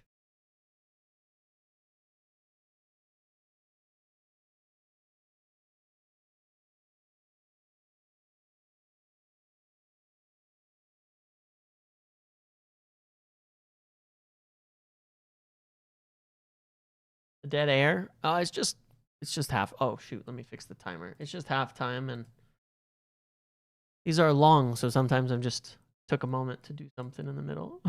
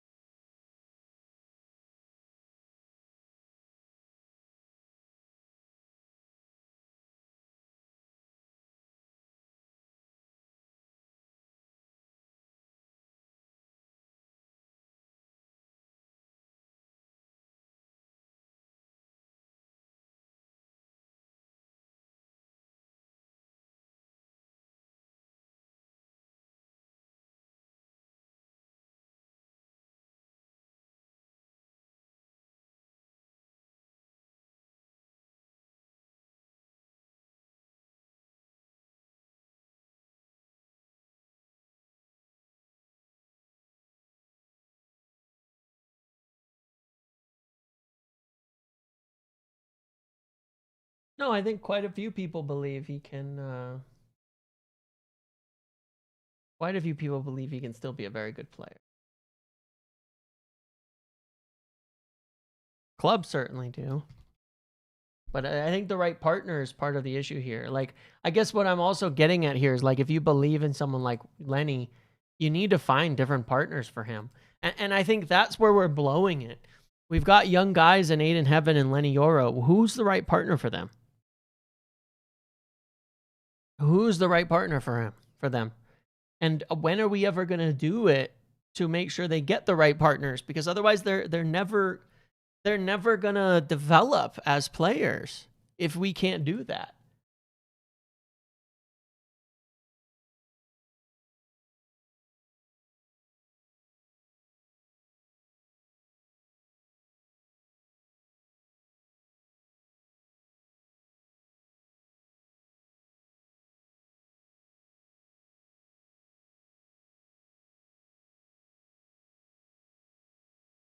That's the issue.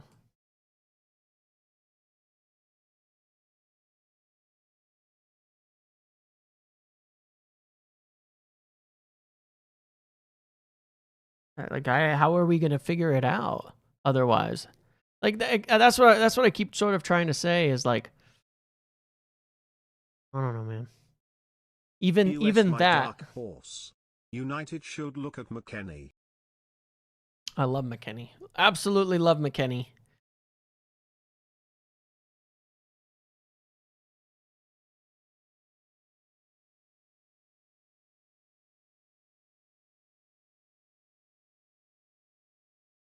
You want to see who play together?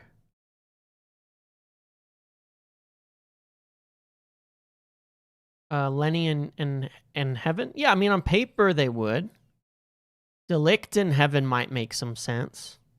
But at some point, you have to set up some partnerships if you want these young players to grow. You have to set up good complementary profile partnerships, not ones that expose each other's weaknesses. When you put Lysandra with Lenny, you lose so much in the air. When you put, especially defending in your own box, it's bad in the air. When you do Yoro and Heaven, I think on paper there's inexperience, but on paper it works.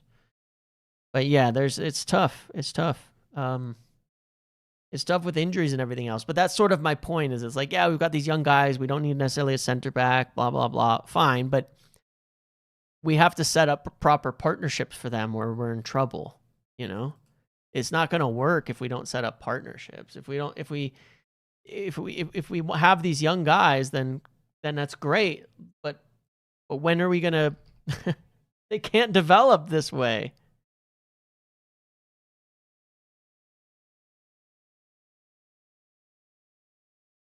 You know, they can't.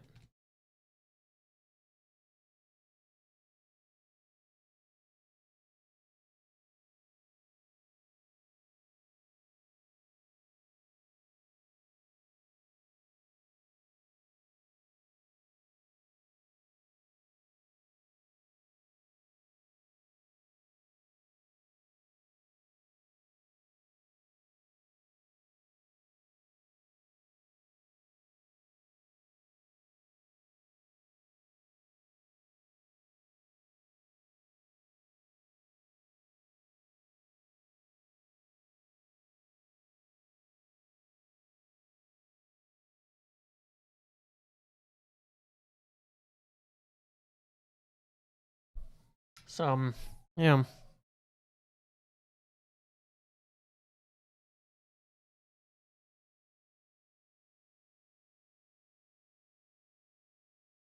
What's development? You develop with games? Yeah, but you develop with games in good circumstances. If you plot players in bad situations just to get minutes, they're not going to get better. You have to put them in the right situation. We have to put them in the right situation.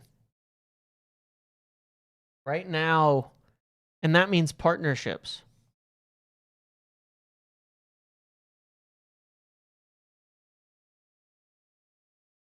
For center backs, a big part of that is partnerships. The midfield helps. Having a good midfield in the way helps too, but that will sort out. That will help. Not going to solve it. It will help.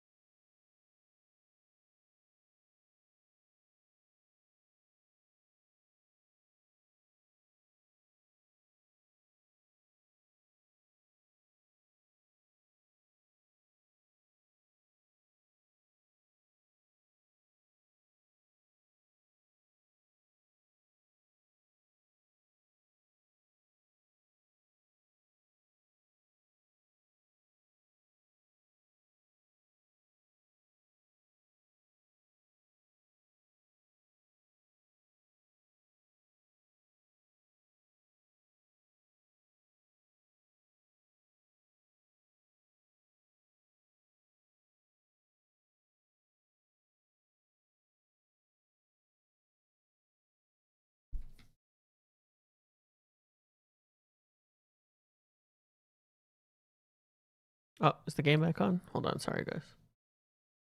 Get the game back on. Oops.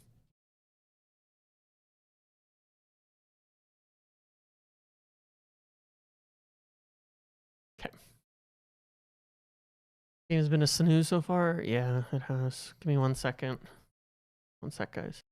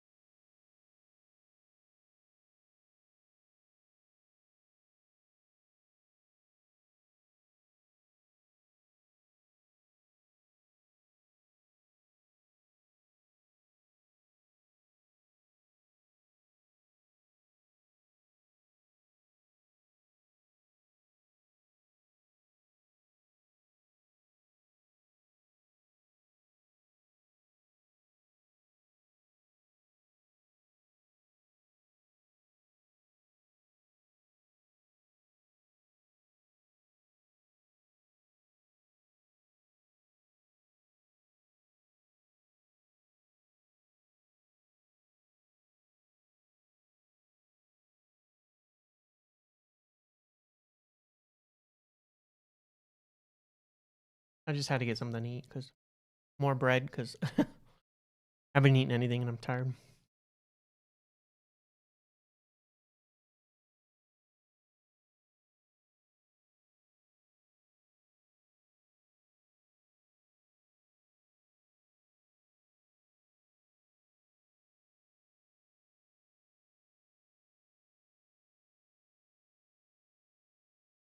I mean, this game has been like every Portugal game so far.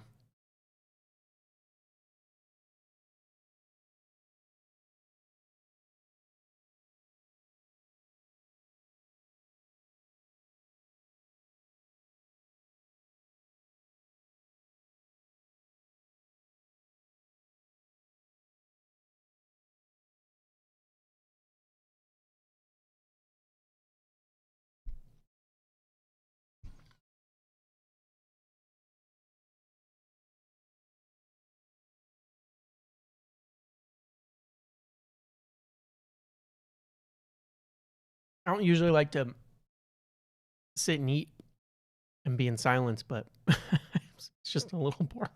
I'm sorry. I need like something to happen here to at least talk about.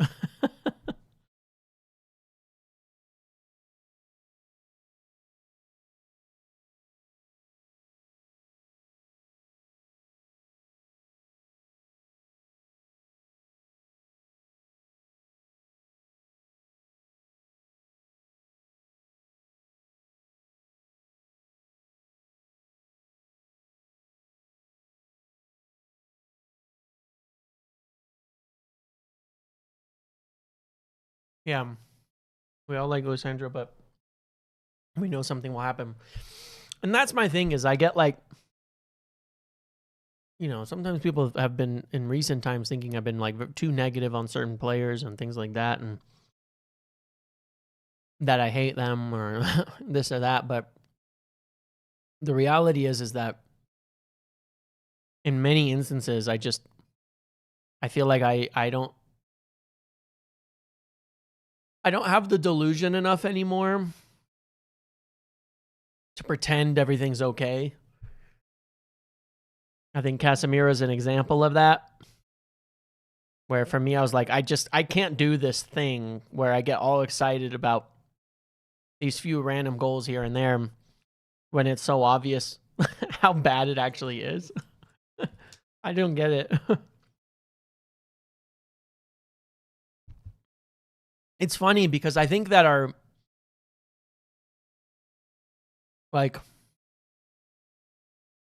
we do have some really, really exciting players that don't necessarily get enough praise. Good release for Neto. Here comes the cross. Nothing for Ronaldo. Yeah, I don't know. I think we have some really exciting players who definitely don't get enough credit. But I also think, weirdly at the same time, that way too much belief is there for players whom we've seen enough. Like, even De Ligt. I think De Ligt has been a really, really, really good defender. I liked De Ligt a lot pre his injury this season. I thought he was doing a good job. He's not nearly as good as people keep saying he is. He still can't pass for shit as a center back, which is a bit of a problem because we don't have, we don't have passers all over the pitch at United. We have a few good ones. We don't have passers all over the pitch. De Ligt isn't going to come back and solve all our problems. He can't pass. He's probably the worst passing center back in our team. He's a good defender. He definitely helps us not concede less. He definitely helps us stop things in the box less. But there seems to be this kind of delusion of like, oh, if this happens, it'll be fine. No, it won't. None of our center backs are good enough. None. Lysandro's not good enough. Outside of fitness, defensively, in pace and space and transitions, he's not good enough. De Ligt is a really good box defender. He is an awful passer. Truly, truly bad at passing. Maguire is a good carrier, a decent passer, great defending in the box. far too slow. Lenny is just too young and inexperienced.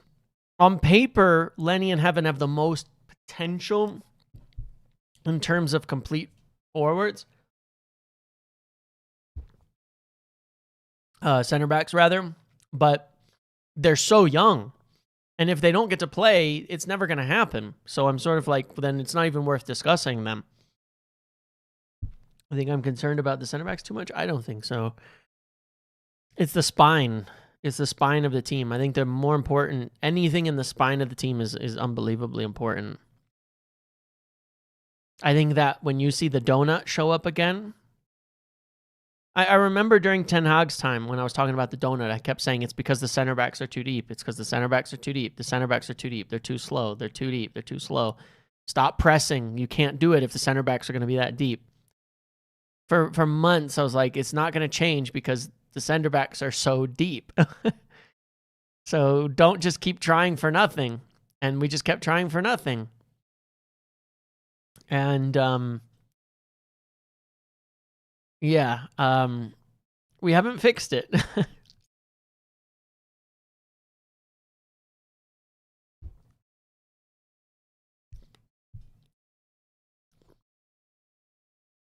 The only thing that changed a little under Amram is because we went 3 back and we shoved Shaw into the back line and Mazraoui into the back line. They were able to back up the press a little bit more. It wasn't the be-all, end-all solution, though. We had other issues.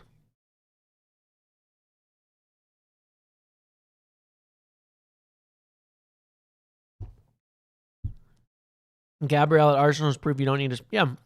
Well, like, people don't necessarily see it, but Gabriel and Saliba are, unfortunately, very well-rounded center backs. They have some weaknesses, but they're very well-rounded.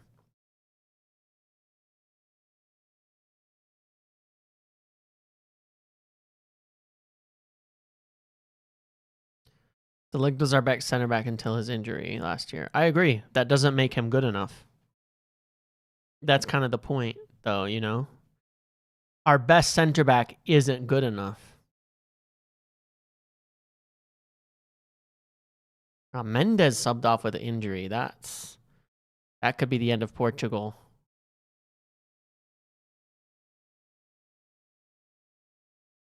Vidic, Rio.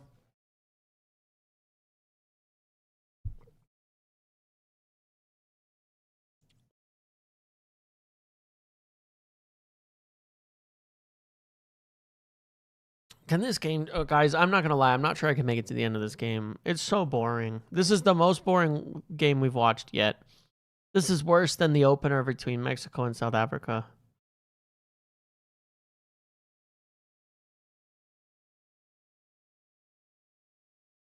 I mean, Dallo can't even get on the pitch here.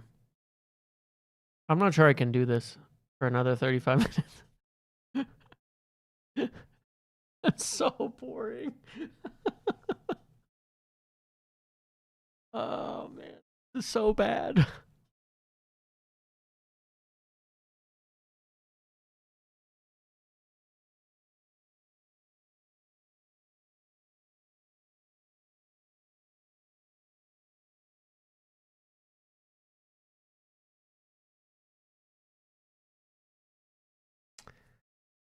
Try and stop repeating yourself over and over? No.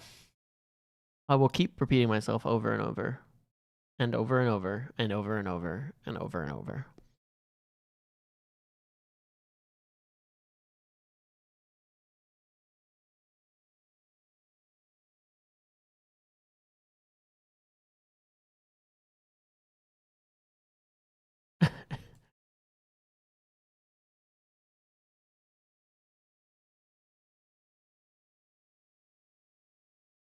Desperately needs a goal. Indeed. Indeed.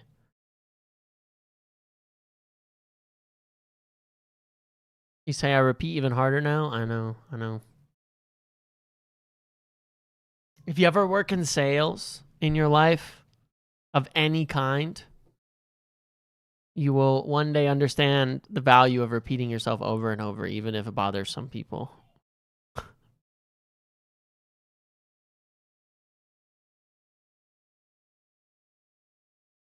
One of the biggest mistakes that people make is assuming that the first time they say something that someone heard them or was listening or even registered what they said.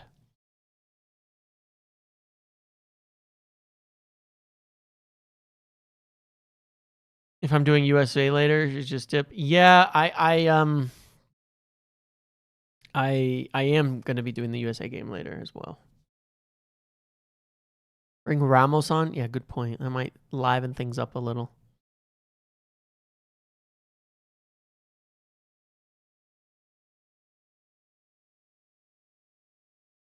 Bruno. Especially once you're married. Yeah.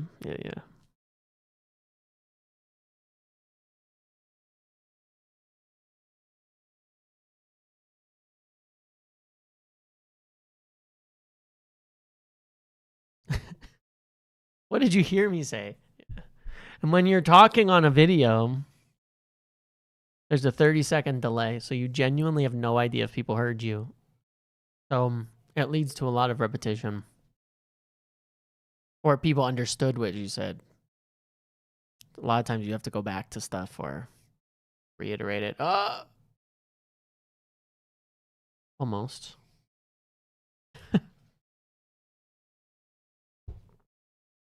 I'll give it like 10 more minutes. I'll give it like 10 more minutes for sure. But that's it. Nothing. If it doesn't liven up in the next 10 minutes, I'm out of here. Yeah, Bruno was quick there, huh?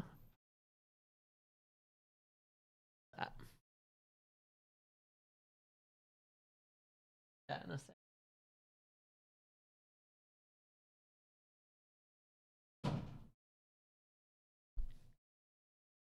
See you, Marcus. Have a good one. Actually, you know what? I'm just gonna eat. I'm gonna mute myself for a second here, and I'm just gonna eat because I have a salad. I'm gonna eat. You guys can hang out, and then I'll be back to chat a little. I'll be sitting right here. And we'll just sit together in silence, and then I'll be back.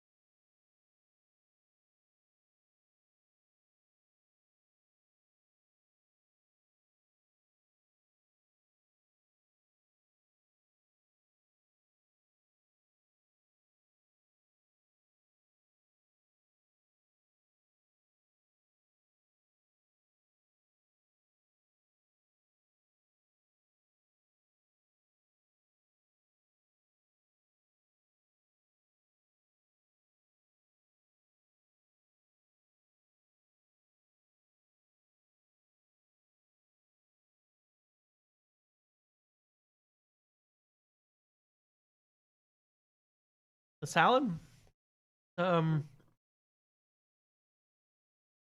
chicken, corn, like a Cobb salad with chicken.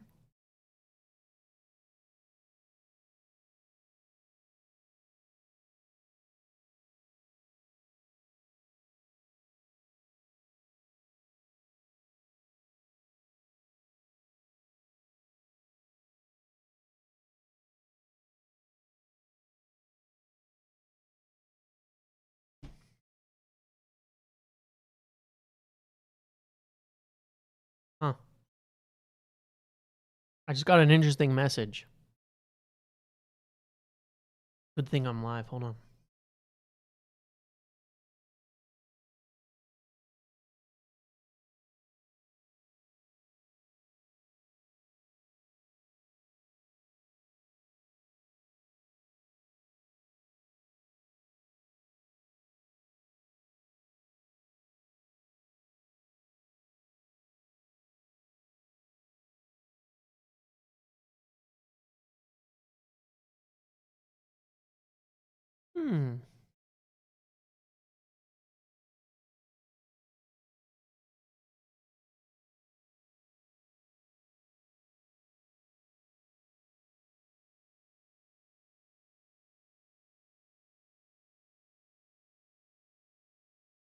About Tchouameni and Madrid.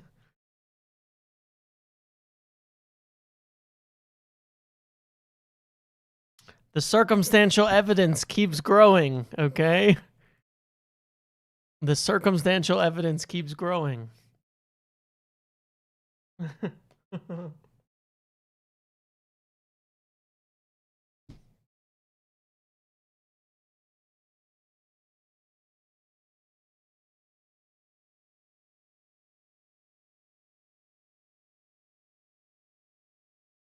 It is good news.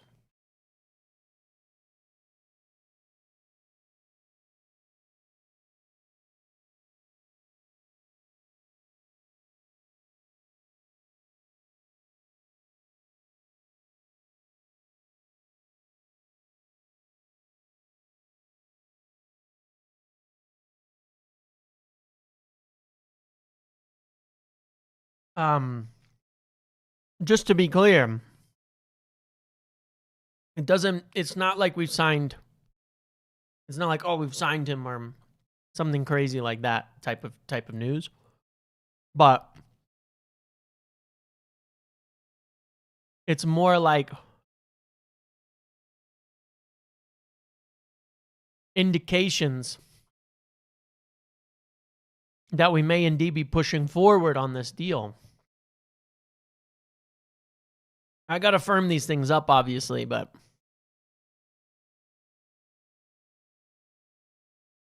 it's just another good piece of evidence to add to my pile of evidence that we are working on this deal, which is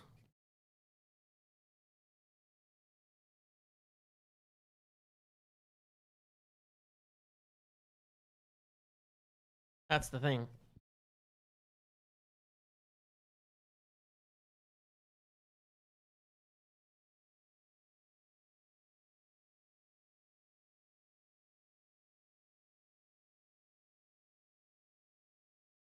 Agile with my words, yeah. On Target Watch. Low P roller.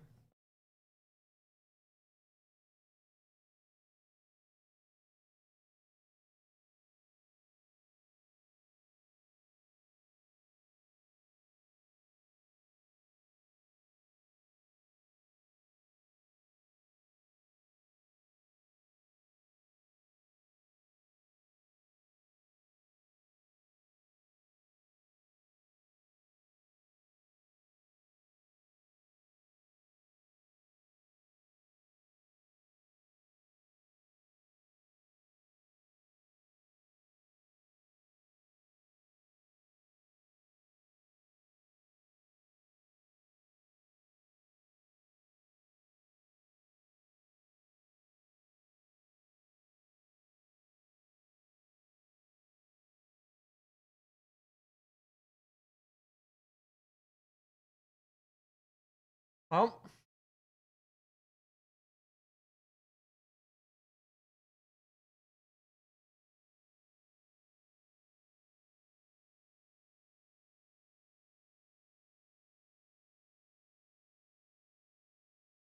If United can pull it off, I guess.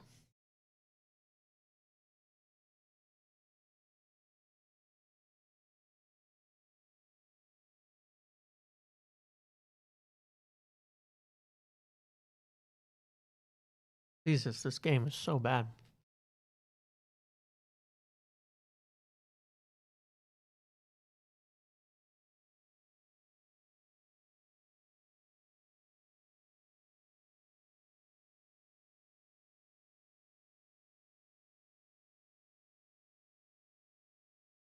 Did we cook in ATC?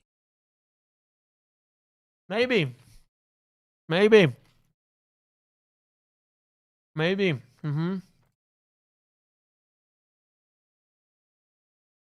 think the one you guys found earlier are pretty damn good. You'd be surprised how often, like, since when we first started out, we were tracking everything.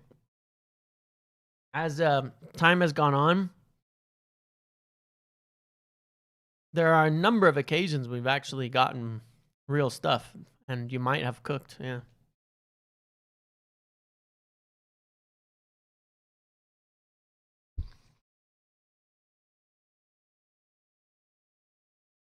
Vacation time over, back to work. Oh man, just in time for the ad break.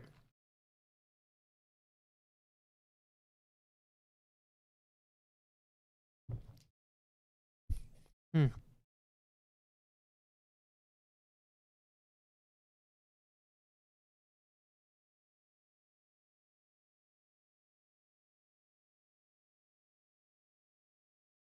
Yeah, yeah, yeah.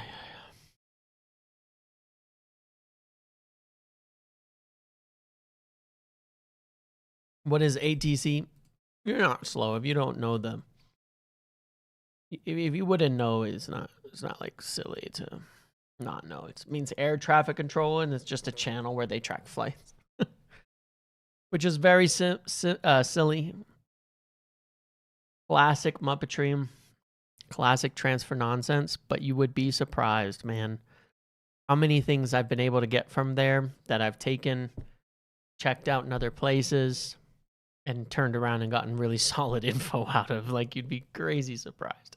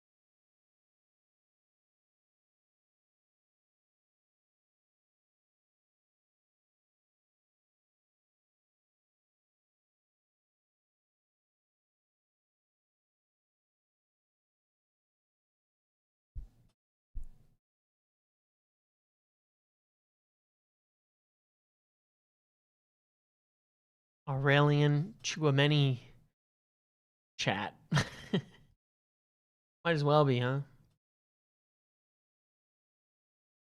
Made of stone and IDK Doctor days? Yeah, yeah. Stuff.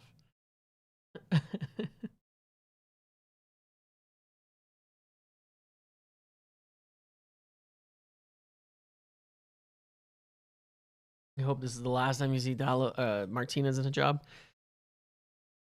Dallo and Liao coming on, that might be good. Those could be good subs.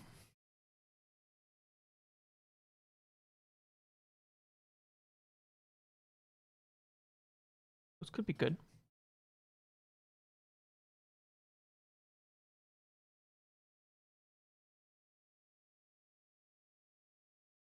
At least it's attackers.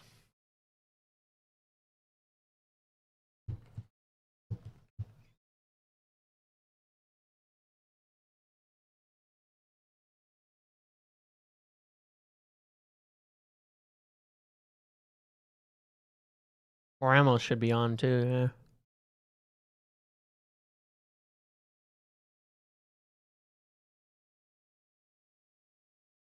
Free kick Spain.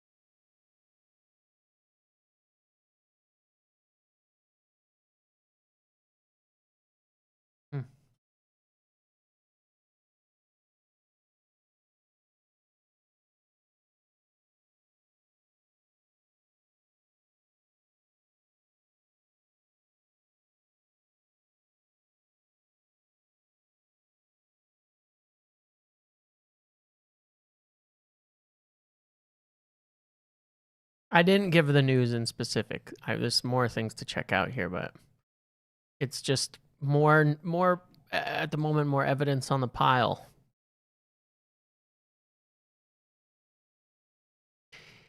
Yeah, if it goes to extra time, I'm not sticking around, guys. I got stuff to do between now and then. I have to take my dog to the vet as well afternoon, just for a checkup. But yeah, if this isn't, I might make it to the 90, but if it's not ended there, then I'm definitely done.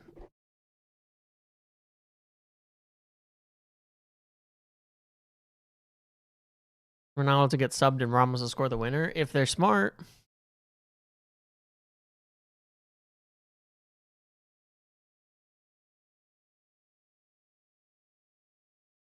Portugal don't even look like they're trying, to be honest. It's Jesus, man, it's really weird.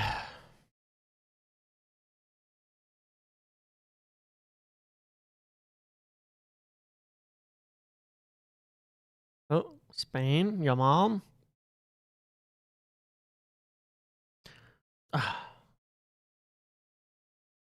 Jesus Christ, dude. Just one moment of quality from anyone. Even Yamal's passes are just trash, man. So the quality of this game is just so low, man. Oh, Dallo.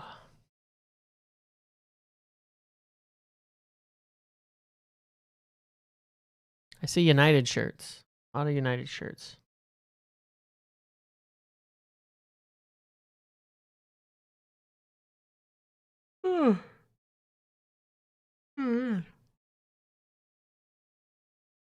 Why is he so afraid to take Ronaldo off? I don't know. Leao, Ronaldo miles offside. Leao still running. Still running. And Ronaldo not offsides. Okay. Bruno. Oh. Almost.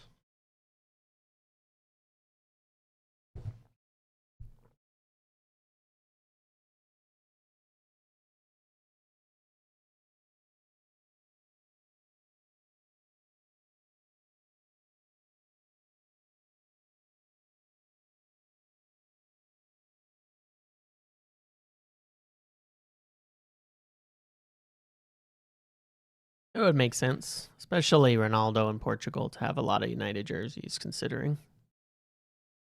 I imagine England to be a fair bit, even though we don't like have anyone playing.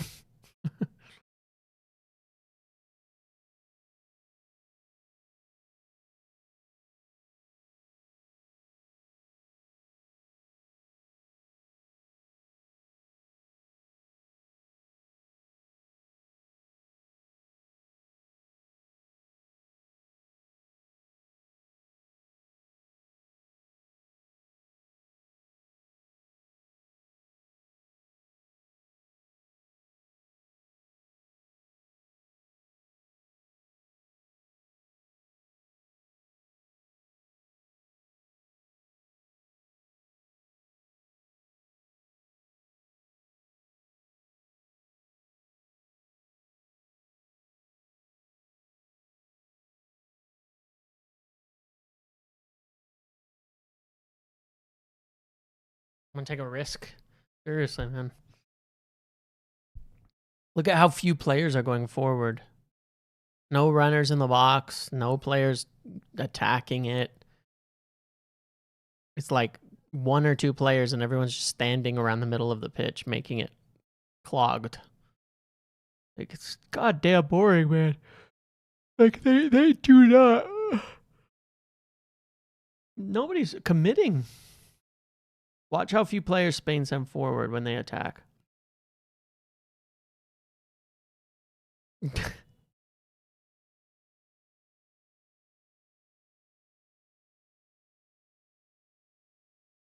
Everybody dropping in or is going. Everybody's standing around behind him. No threat of a run in behind. One run in behind. Hey, space.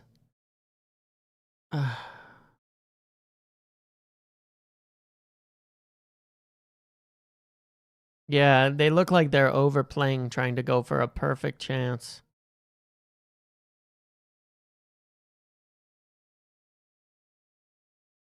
I have Portugal and one of the favorites too, and man, it's brutal.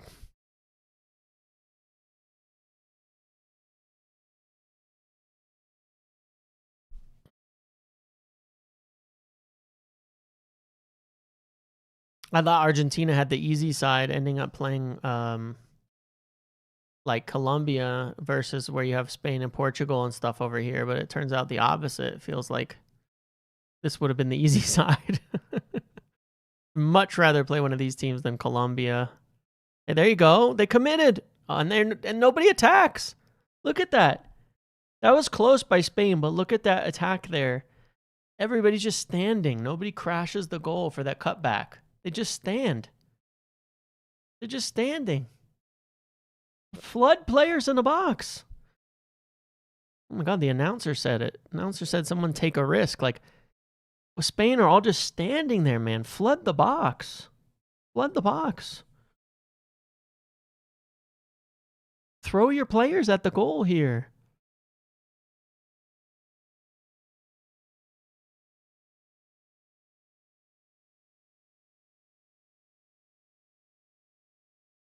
Oh my God.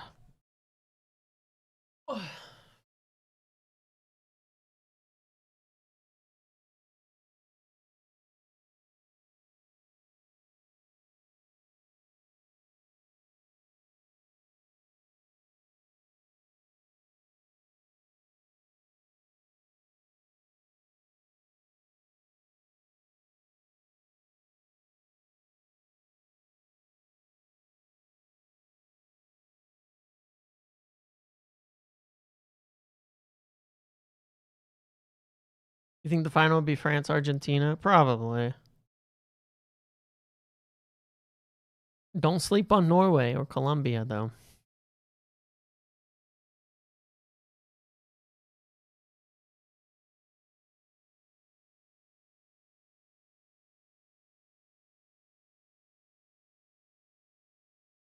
I think the best teams remaining are France, England, Argentina, Norway, Colombia, in that order. And all but France are on the other side of the bracket. All 4 teams on the other side right now are better. All 4 teams on that side are better than the 4 on this side, besides France.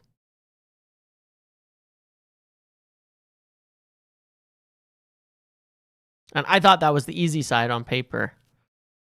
But Brazil being an utter disappointment, Spain and Portugal being utter disappointments. That side has much better teams. Morocco? Yeah, Morocco as well. I forgot about Morocco, but I would add them to that list. Where's Morocco? Morocco play France next? Yeah, fair. But they're going to have to beat France, so. But yeah, that's fair. Fair to include Morocco, yeah. But I would say the 4 remaining on that side are really good. France and Morocco, really good. And then USA, a very odd. We'll see. Let's see what happens against Belgium tonight. I'm ready to call us a dark horse, but I'm not ready yet. I want to see the Belgium game first.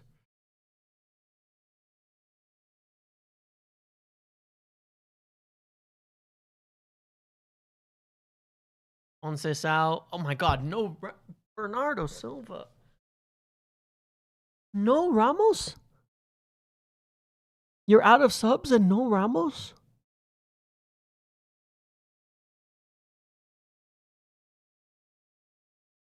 He's just used 5 subs and Ramos isn't on the pitch.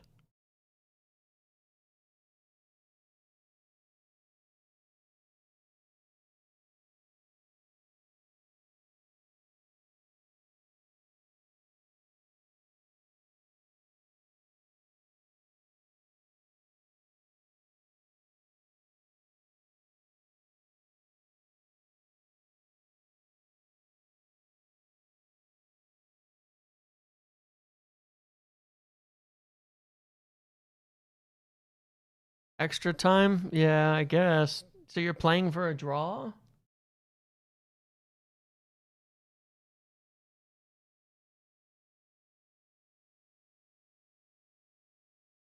Ay, ay, ay.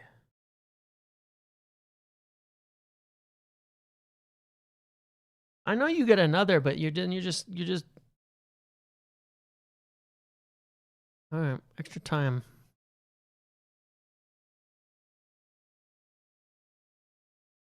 Brutal, man. Probably feels their best bet is 0-0 and pens, I guess.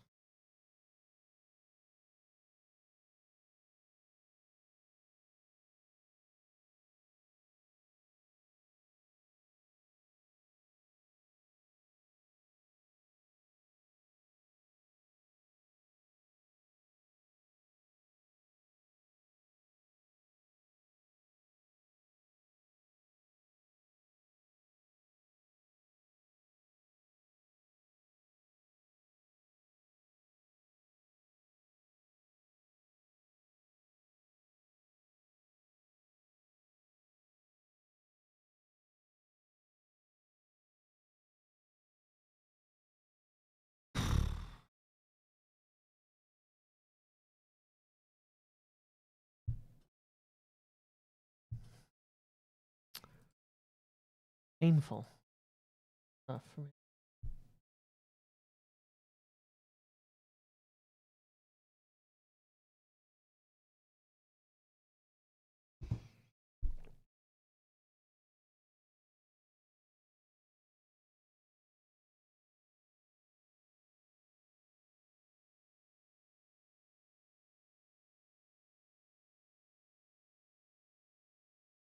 Fab new video, nothing new. But you said. Oh, hold on, let's listen.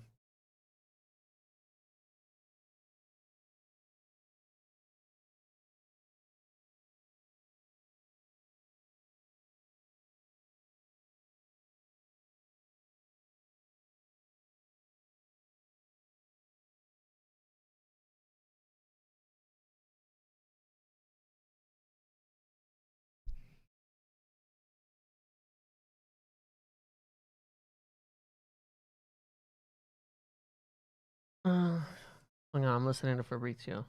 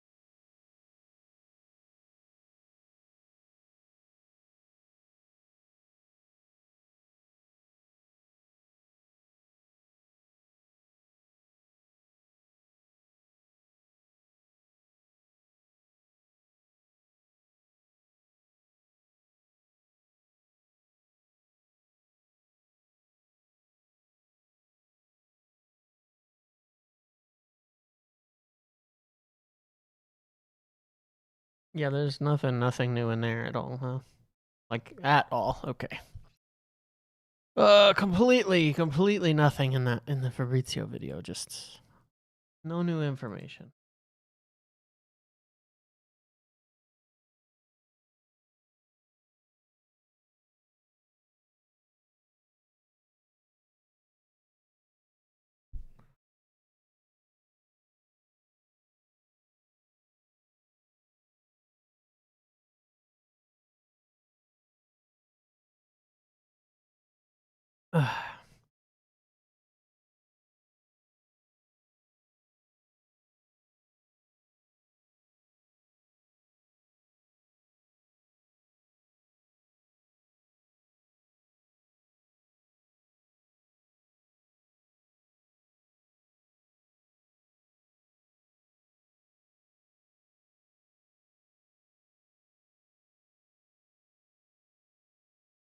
Goodness me. Goodness me.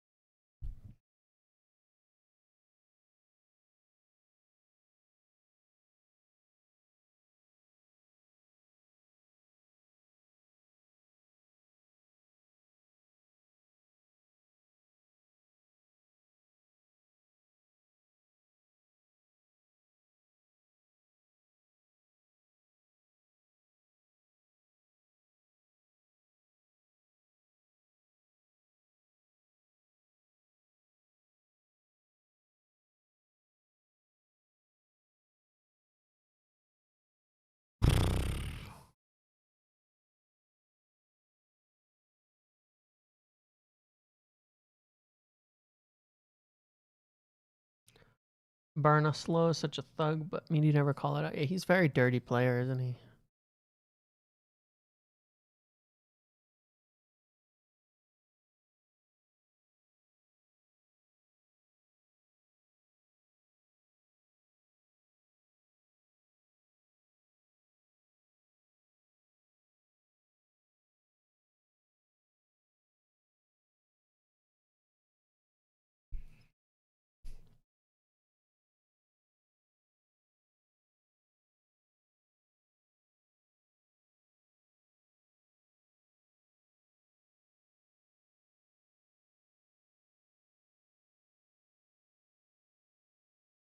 Huh? Quick free kick?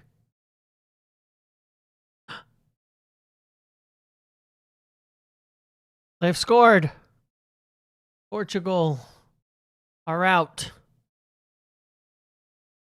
Moreno, just like for Arsenal, scoring goals out of the blue when they're absolute shit.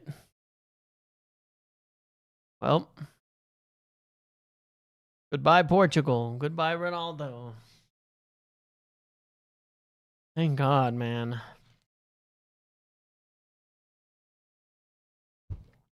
How many important goals did Moreno score just out of the blue?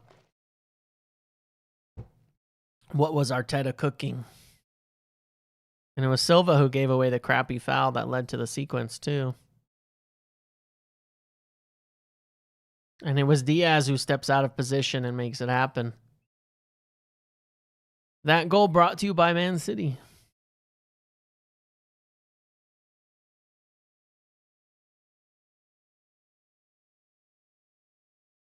Good thing you saved your final sub for extra time on Ramos.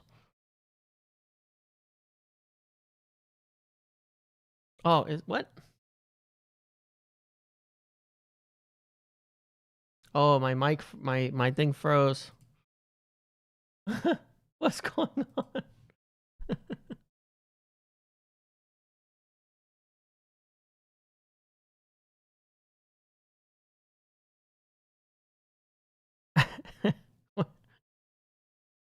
Oh,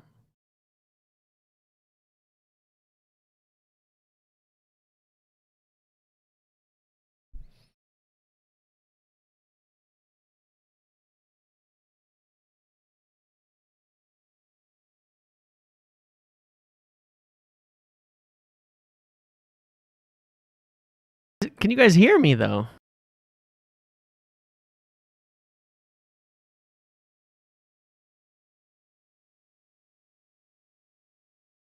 Can you hear me when I speak?